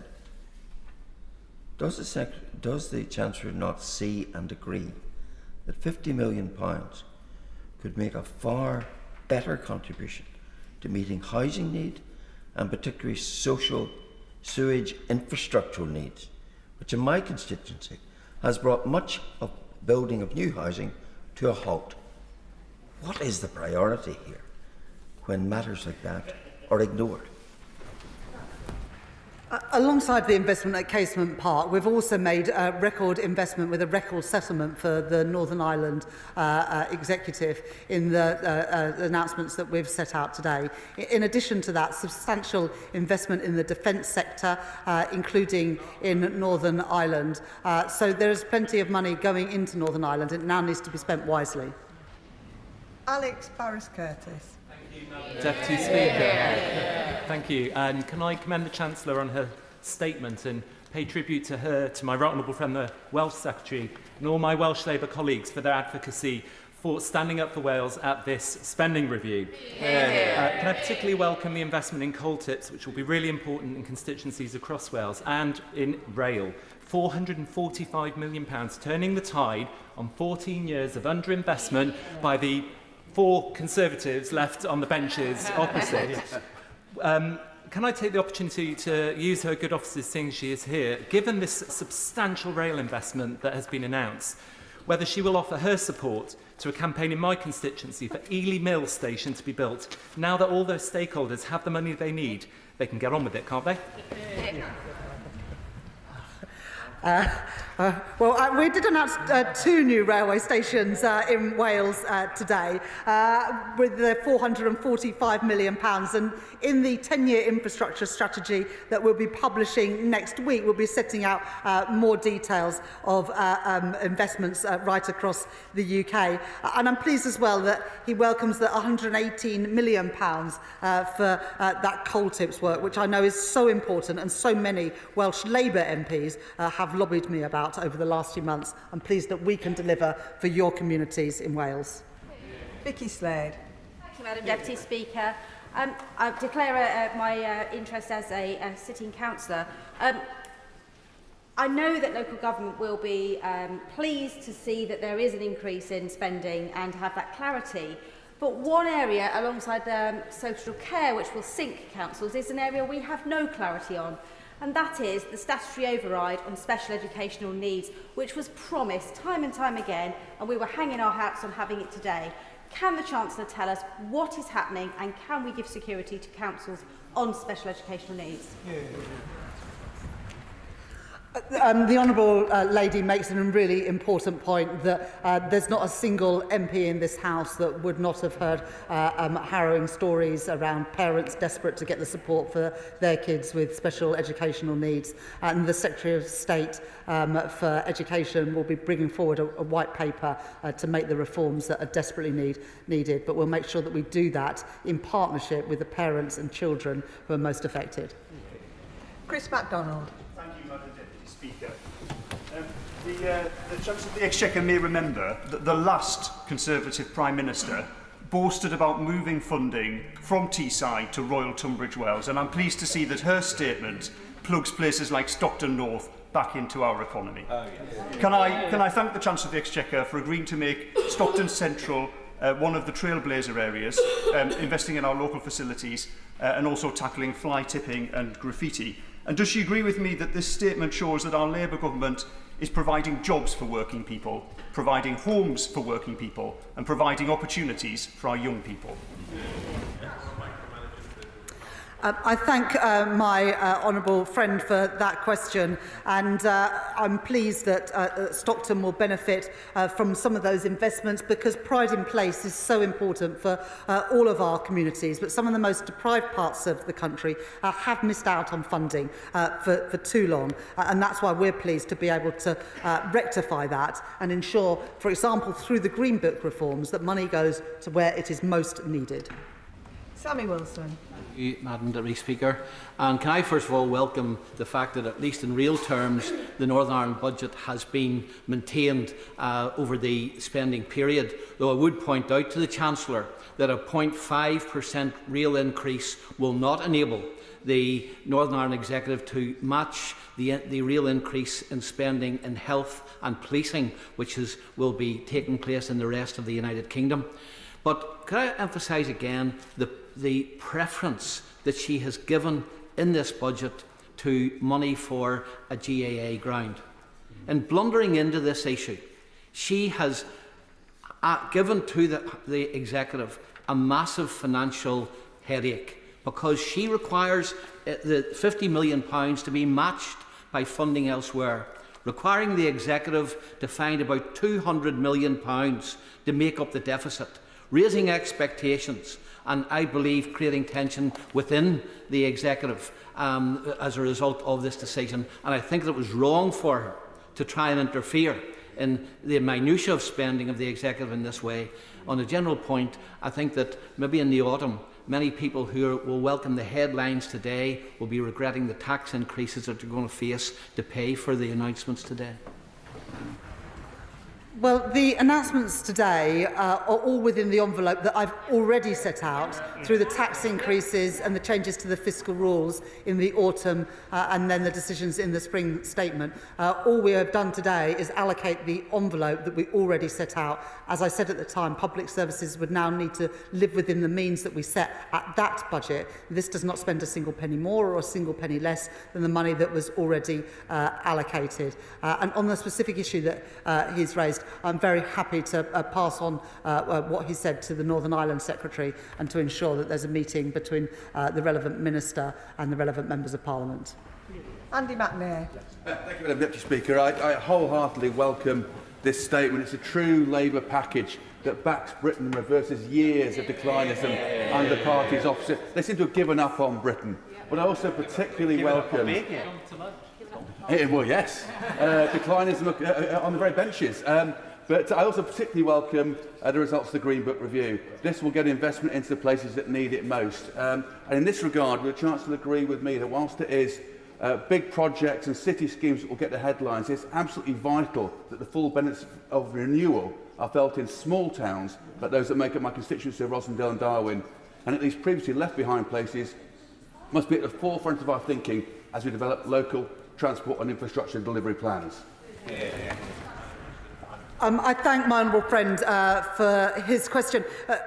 He's one of the many MPs who has spoken to me about the need to reform the Green Book, and I thank him for feeding in his concerns about the ways in which the Treasury has previously looked at requests for investment. And I'm pleased that for the people of Rosendale and Darwin that we can start making a difference to those communities that were forgotten about for 14 years under the Conservatives. I was also very pleased to be in his constituency at the end of last year to open the 100th banking hub on a local high street in his community. John Milne. Thank you, Madam Deputy Speaker. I welcome the Government's decision to widen access to free school meals, a long-standing Liberal Democrat policy. But Castlewood Primary School, in my constituency of Horsham, tell me that they are currently losing 56p for every single meal they provide. Will the Chancellor undertake to fully fund school meals, or else is she asking schools to choose between teaching and eating? I'm really pleased that what we've set out today will lift 100,000 children out of poverty by providing free school meals to an additional 500,000 children. Real terms funding for schools is increasing. Real terms of funding per pupil is increasing to ensure that schools are able to provide these free school meals and the teaching that our children need. Matt Bishop. Thank you, Madam Deputy Speaker. Can I thank the Chancellor for the announcement today of the extra funding for crumbling schools. As we know, schools across the country have been left to fail under the last 14 years of the previous government. Can I ask the Chancellor how establishments such as Forest High School in my constituency, that is literally crumbling day by day and at serious risk of closure, can access those vital funds needed to remain that we can provide the service required for students in the Forest of Dean?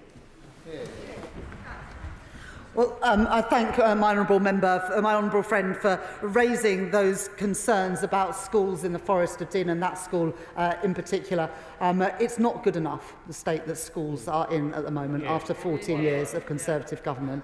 And after what they did in the 80s and 90s, I didn't think that even a Conservative government would leave schools in the state that they have. But your example is one that many MPs will be able to talk about in their constituencies as well. I will make sure that the Department for Education and the Education Secretary hears about the specific case that you've raised, because we do want to improve the conditions that our young children are taught in. Gideon Amos. Thank you, Madam Deputy Speaker. I thank the Chancellor for her statement. As well as freeing people up by tackling a social care crisis, the real way to get growth that we all want to see in this country is a target for publicly funded social homes, albeit I welcome the funding that has been found for housing, and funding for the infrastructure that communities want to see, which will unlock tens of thousands of homes.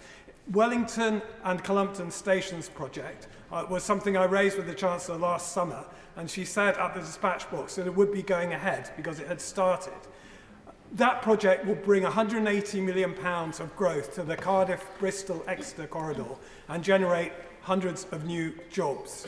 Are my constituents right, and a genuine question to the Chancellor, are my constituents right to be dismayed that there is no mention of any South West projects in the statement today? Well, last week we set out additional money for the Mayor for the West of England, and we've also announced today a fourfold increase in local transport funding, which is something that will be available for communities across the country. But the Honourable Member says that he wants to grow the economy. It's very disappointing then that the Liberal Democrats voted against the Planning and Infrastructure Bill yesterday, which will do exactly that. Yuan Yang. Thank you, Madam Deputy Speaker. I strongly congratulate the Chancellor for the impact she's already had by reforming the way the Treasury works, in particular to unlock the capital investment that we need for the future of our economy.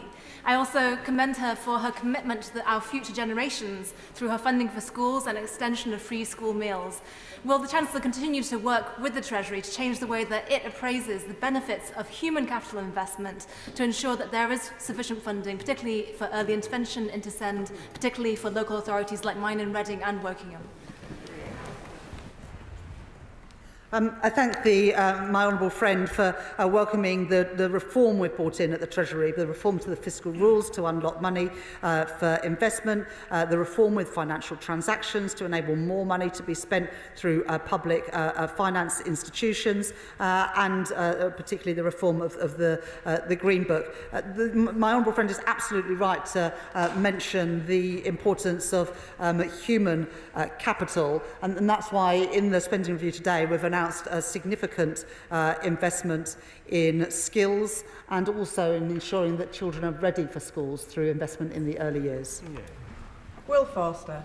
Thank you, Madam Deputy Speaker. As the MP for Woking, I represent the most bankrupt and indebted local authority in the country. Therefore, I was very disappointed that it appeared the Chancellor didn't mention councils or local government once in her statement. I am more disappointed in the detail of the statement that the government is only investing an extra 1.1% in local government next year and the year after. What does the Chancellor say to councils across the country and to my constituents of Woking to justify that lack of investment? Well, that's real terms increases in spending every year that this Labour government are giving to local authorities, and that compares to the Conservative Liberal Democrat administration from 2010 to 2015 that cut real spending by 2.9% every year. So I'm much happier to stand on my record as Chancellor than what the Liberal Democrats did when they had a chance of being in government. Anna Dixon. I'd like to thank the Chancellor for listening to the priorities of people in my constituency of Shipley and across the country and investing in our schools. It was great to see examples of the free breakfast clubs in action at Belden Glen and Beckfoot Priestthorpe recently. And I'm delighted to hear today that the Labour government will be putting some £2.3 billion to fix our crumbling schools. I visited Eldwick Primary School, where pupils were being taught in a temporary building with half their school out of action due to RAC. So can the Chancellor reassure those pupils in Eldwick that they can finally get back to their classrooms? I'd like to thank my honourable friend for the passion with which she speaks about schools, which is something I very much share. That's why we are rolling out breakfast clubs at primary schools. It's why we are introducing free school meals for all children whose carers are on universal credit. It's why we're putting real terms funding in to our schools and also in per pupil funding. And it's why we are addressing the terrible situation of children being taught in temporary classrooms and crumbling schools. And I'll make sure that Department for Education hears about the experience in Shipley to hopefully ensure that that school is on the list. Deirdre Costigan. Thank you, Madam Deputy Speaker. A woman came to my surgery in Ealing Southall last Friday, where she showed me photos of the one bedroom she shares with her 4 children. 5 of them sharing beds, living with black mould on the walls, and all the kids having been hospitalised with no doubt related bronchial infections. It's temporary accommodation, but she's been there 10 years, and it's not unusual. Does the Chancellor agree that today's record £39 billion investment in social and affordable homes marks an end to Conservative austerity, an end to their failure to build, and that it will finally give hope to families stuck in damp, overcrowded flats in London and across the country? It's stories like that which my honourable friend has just told, which is exactly why the Deputy Prime Minister and myself have prioritised investment into affordable homes, because nobody should have to live in those sorts of conditions in the 21st century. And with the reforms that we're making and the money that we're putting in, they won't have to for much longer. Adam Thompson. Thank you, Madam Deputy Speaker. And can I thank the Chancellor very much for her statement today. I particularly welcome all of the choices that she made, but especially the investments in Derby and the wider East Midlands, which are going to be an enormous boon to my constituents in Erewash. I also warmly welcome her commitment to end the use of asylum hotels in this Parliament. The Tory party let the asylum system get completely out of control. Does the Chancellor agree with me that investment now will result in savings of billions as the system gets fixed? I thank my honourable friend for that intervention. The investment that we're putting into Derby and also into Nottinghamshire is significant. Small modular reactors, investment in defence, investment in fusion as well, creating good jobs, paying decent wages right across the East Midlands. And on the issue of asylum hotels, I don't think that taxpayers' money should be used for this purpose, and that's why we are reducing the cost of asylum accommodation, I think by around £1 billion during the course of this Parliament, and ending the use of asylum hotels. Andrew Lewin.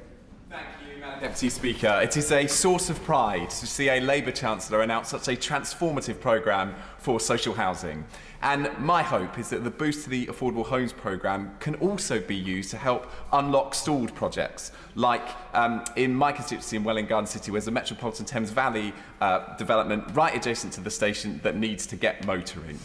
So I want to thank the Chancellor for her investment today and ask if she agrees with me that our message to councils and housing associations is that we back you and now it is time for you to build.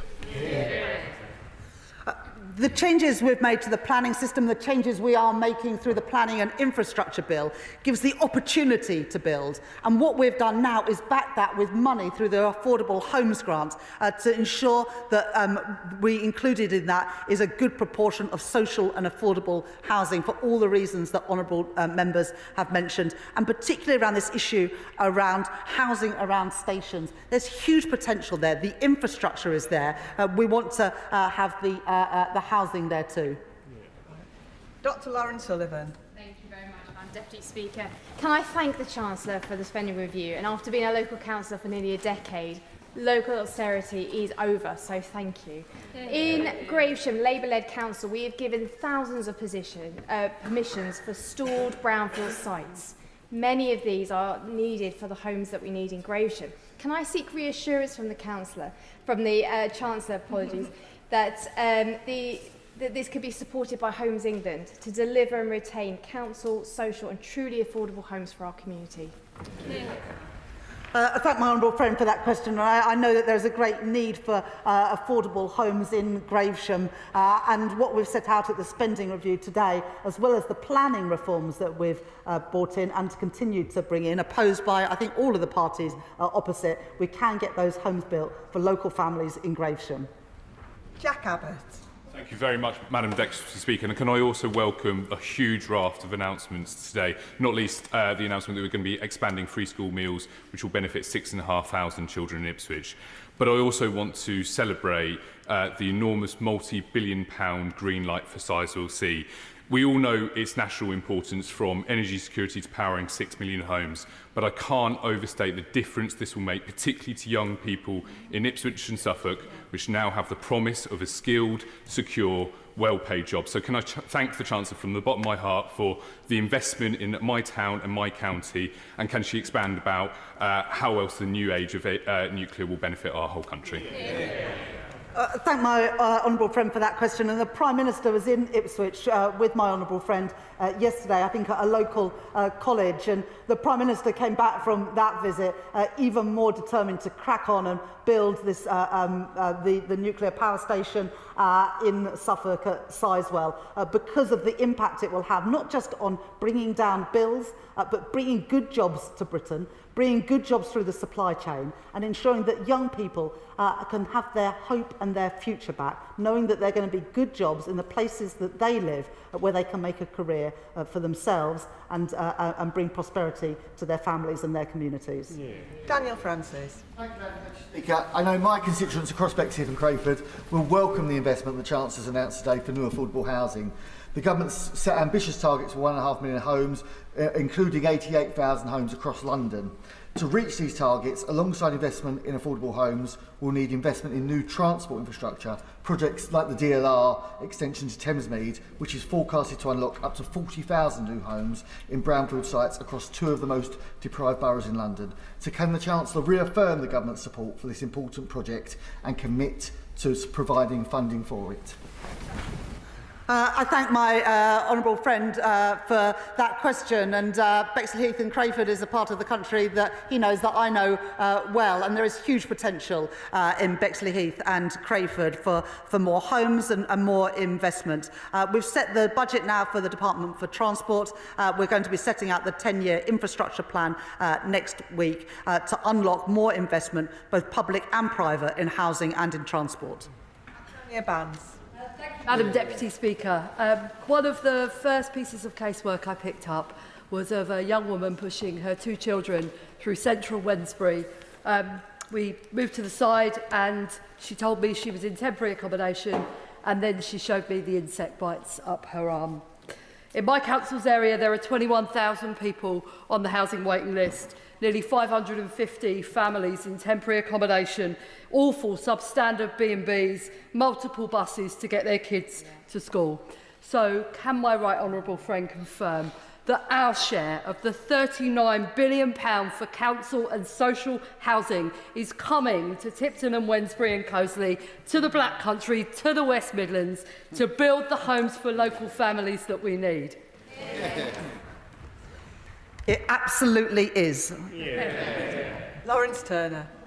Thank you, Madam Deputy Speaker. I was delighted to hear the official commitment today in backing the Midlands Rail Hub, and I'd like to thank the Chancellor and the Transport Secretary for listening to the at times persistent representations in support of this essential project. We inherited a set of engineering plans with no money behind them. Now there's a chance to turn them into something real, and this is good news for Birmingham. It's good news for the economy of the West Midlands.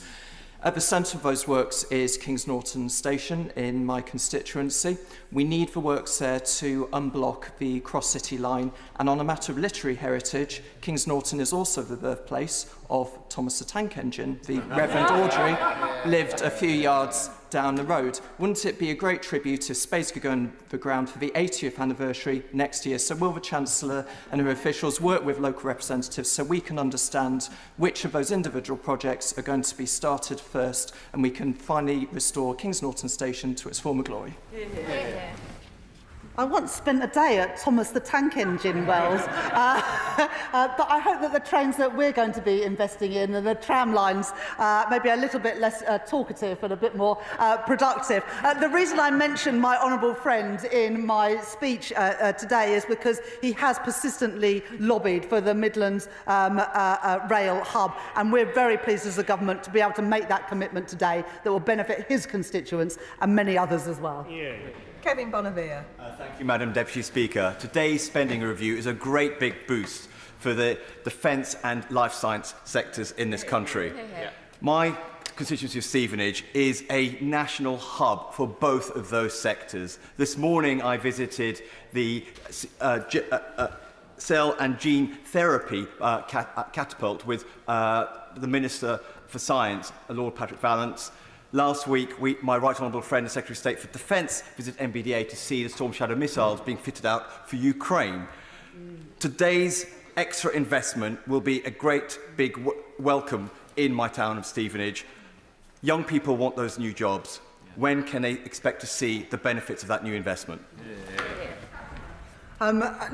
There's huge opportunities in Stevenage, both in life sciences and in the defence sector, to take advantage of the investment that we're putting in, whether that's in R&D or lifting defence spending to 2.6% of GDP in the next 2 years. And I know that businesses working with their tireless local MP will make sure that that investment gets to Stevenage. Sam Rushworth. Madam Deputy Speaker, a third of children in Bishop Auckland live in poverty, and so I welcome today's spending review, which set out how they will benefit not just from the free breakfast clubs, but also the extension to free school meals, from warmer homes, more access to sports and the arts, and also, frankly, that their parents will be getting the pay rises that they deserve under this Labour government. But many of those children live in deprived neighbourhoods, which have seen big cuts to social infrastructure over the last 15 years, including the closure of swimming pools, youth clubs, Shorestart centres for sure, boxing gyms and the likes. So I noted with interest on page 36 a reference to 350 deprived communities across the UK being invested in by this government. And I wonder if the Chancellor could say more about that, because there are no figures actually in here. And if she can't give a full answer today, if I could engage with her office on this.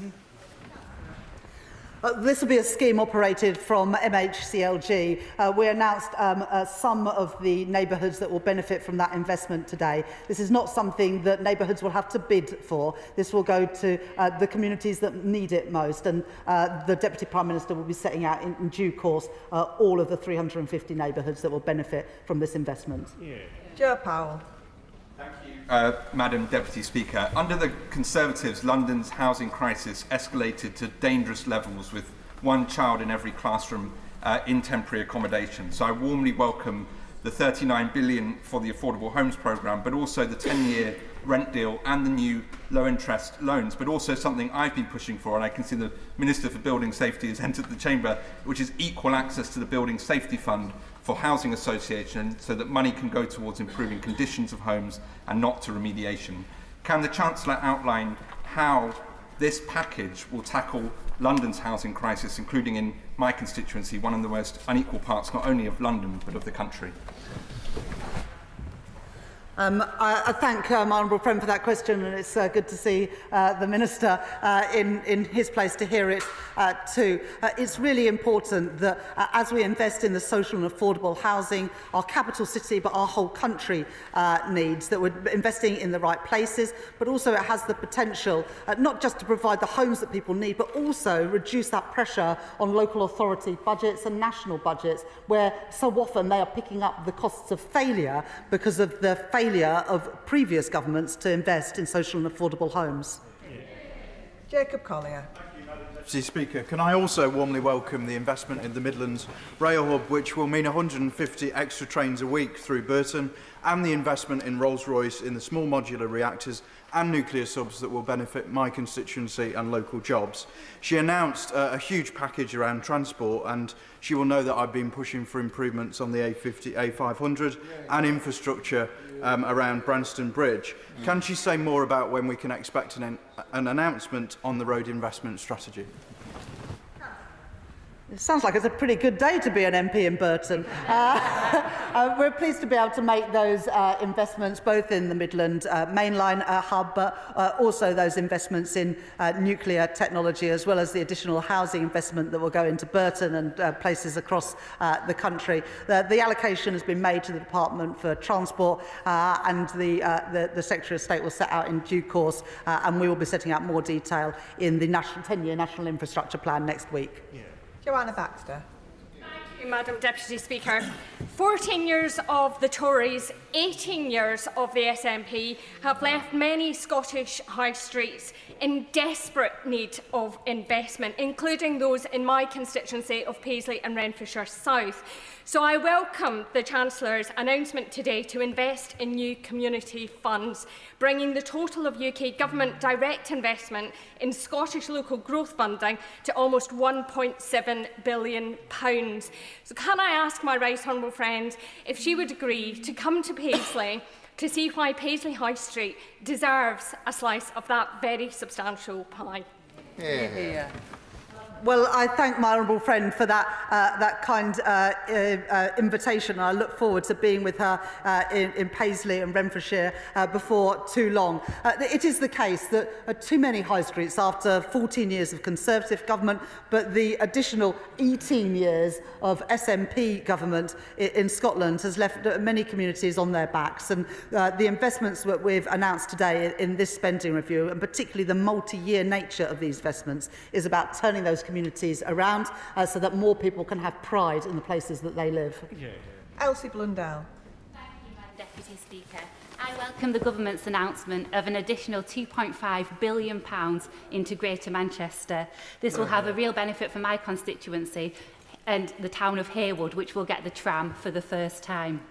What can the government do, together with the Greater Manchester Combined Authority, to make sure we get shovels in the ground as quickly as possible? Chancellor.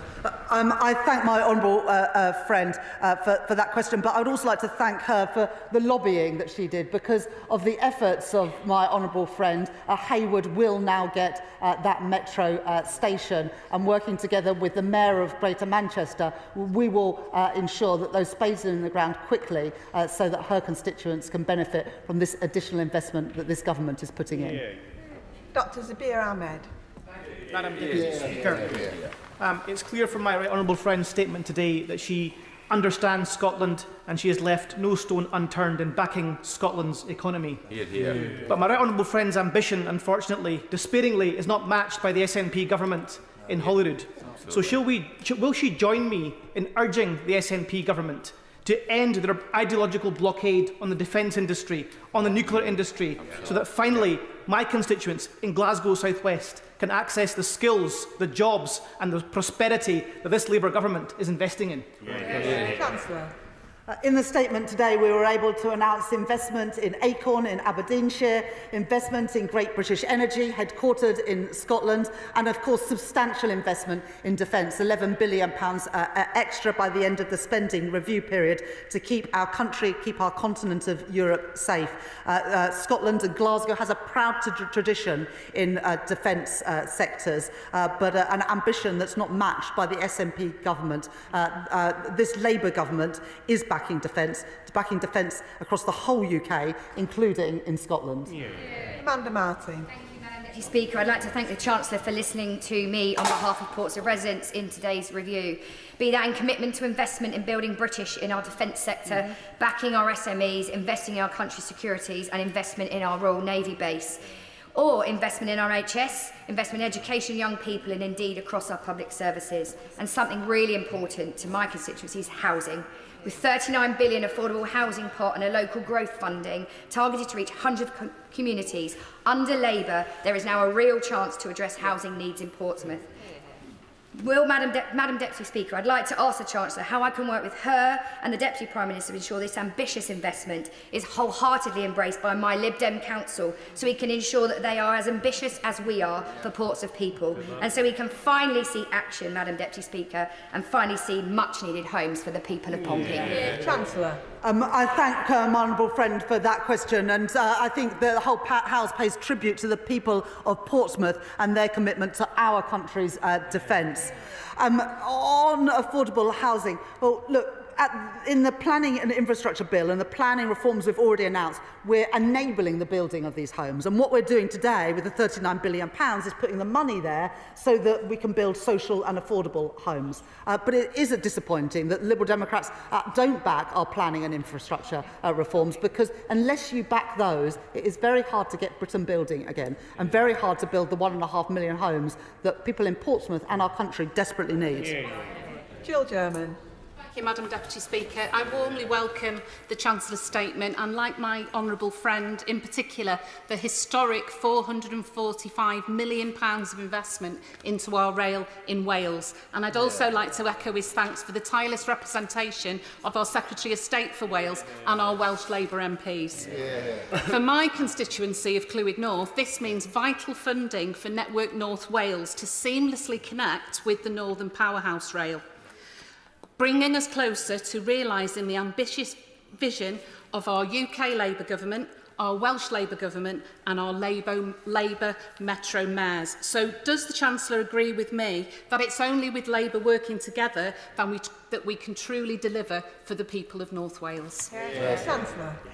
We've finally got a Labour government here and a Labour government in Wales to work together for the people of Clwyd North and all people right across Wales to make those investments, including the significant investments today that we've announced in transport. And I'd like to pay tribute to all of the Welsh Labour MPs who have lobbied me so extensively to get this investment into Welsh Rail. I was left with no doubts about what the priority was for the people of Wales: transport investment, as well as the investment that we put into coal tip safety. And I'm pleased to have been able to set that out in the spending review today. John Slinger. Thank you, Madam Deputy Speaker. In the age of anger that our opponents seek to exploit, we need a responsibility revolution.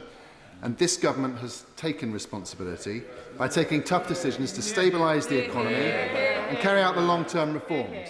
So, does my right honourable friend agree that it's her responsible approach, not cakeism 2.0, Trussonomics or reforms fantasy economics, that enables today's very welcome investment that will benefit my constituents, whether it's in healthcare or indeed the green transition and defence investment that will help GE Vernova employ hundreds more people in my constituency of Rugby?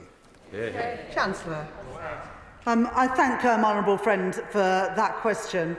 We had to make difficult decisions last year to put the public finances on a firm footing after the appalling economic management of the party opposite, which sent interest rates soaring and put pensions in peril. Something that was welcomed, I think, a big supporter of Liz Truss, the current Shadow Chief Secretary to the Treasury, and that's why he's got the word shadow at the front of his name. Economic responsibility is absolutely essential. I set out the envelope for public spending in the budget last year, and we've allocated that money today. Not a penny more, not a penny less. Mark Ferguson. Thank you, Madam Deputy Speaker. A Labour government, a Labour Chancellor, a Labour plan. 500,000 children getting free school meals.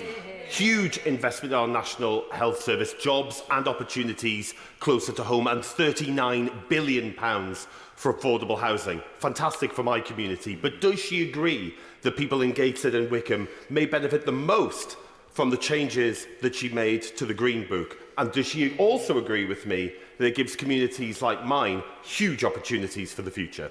Chancellor.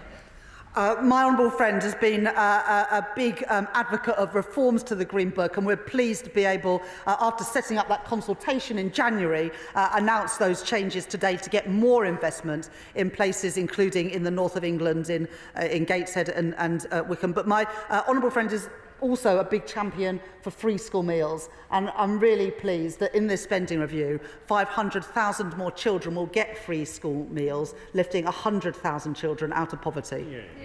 Lorraine Beavers. Thank you, Madam Deputy Speaker. I welcome the Government's commitment to investing in Britain's future, tearing up the old rule book which held back constituencies like Blackpool, North and Fleetwood for too long. My constituents need to feel the benefits now. We need better transport infrastructure, including our train line reopened, and more jobs. Can the Chancellor confirm that Blackpool, North and Fleetwood will get the attention the party opposite refused to pay it? I thank my honourable friend for that question, and Blackpool will benefit from the Affordable Homes programme, from the free school meals for children, from the rollout of breakfast clubs, but also stands to benefit from the increase in the local transport grant, which we're increasing fourfold compared to the plans we inherited from the party opposite. Jim Dixon. Thank you, Madam Deputy Speaker. People in my constituency of Dartford will hugely welcome today's statement, not just for the investment in public services, so in schools, in the NHS and in new homes, but also the commitment to investment in transport infrastructure, because people in Dartford are sick and tired of living in terrible congestion caused by the Dartford crossing, but also due to the collapsed Galley Hill Road in Swanscombe. So can the Chancellor reassure me that not only will families be better off in Dartford as a result of the spending review, but also it will help to get Dartford moving? You've got the I thank my honourable friend for that question. And in January this year, I did give this government's backing to the Lower Thames crossing. We've set out the allocation for the Department for Transport and the Secretary of State for Transport, and the 10-year infrastructure plan will set out more detail in due course. Claire Hughes. Deputy Speaker, can I thank the Chancellor for her statement and for what is a record-breaking settlement for the Welsh Government to invest in public services in Wales. On rail, so I understand that the honourable member opposite might not be happy with the announcement, but I'm sure that my constituents in Bangor Aberconwy, as well as those of my constituency neighbour for Clwyd North, will be absolutely delighted. They rely on the North Wales Main Line to get to work. So will the Chancellor agree with me that investment in rail is about so much more than trains and tracks? It's about connecting people across Wales with opportunities and jobs. Chancellor. I thank my honourable friend for that question and also for making those representations to myself and to the Secretary of State for Transport of the importance of better rail connections so that people in Bangor and Aberconwy and across North Wales can better access good jobs and public services. And that's why we've put that £445 million in at the spending review today. And the final question, Gregor Poynton.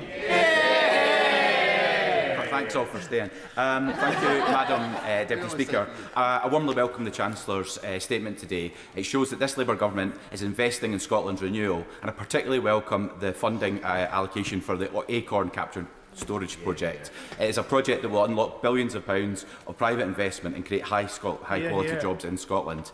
I can ask then the Chancellor how this will create jobs in my constituency of Livingston and also support sites like Grangemouth to thrive.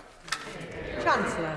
I thank my honourable friend for that question. And after backing Teesside and Merseyside for carbon capture and storage last year, we're really pleased today to be able to announce the tranche 2 of carbon capture and storage with backing for both Acorn and Viking. And we will crack on and get that investment to Aberdeenshire, as well as the investment that we're putting into Great British Energy.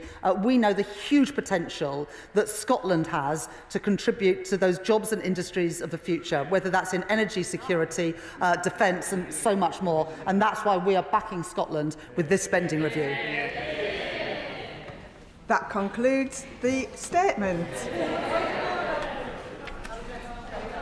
Point of order, Liz Saville-Roberts. And I have endeavoured to contact the Minister as well. During Wales questions, the Secretary of State accused me of unintentionally misleading the House when I raised concerns about the reclassification of the East-West Oxford to Cambridge rail line as an England and Wales project, thereby denying Wales its full share of consequential funding.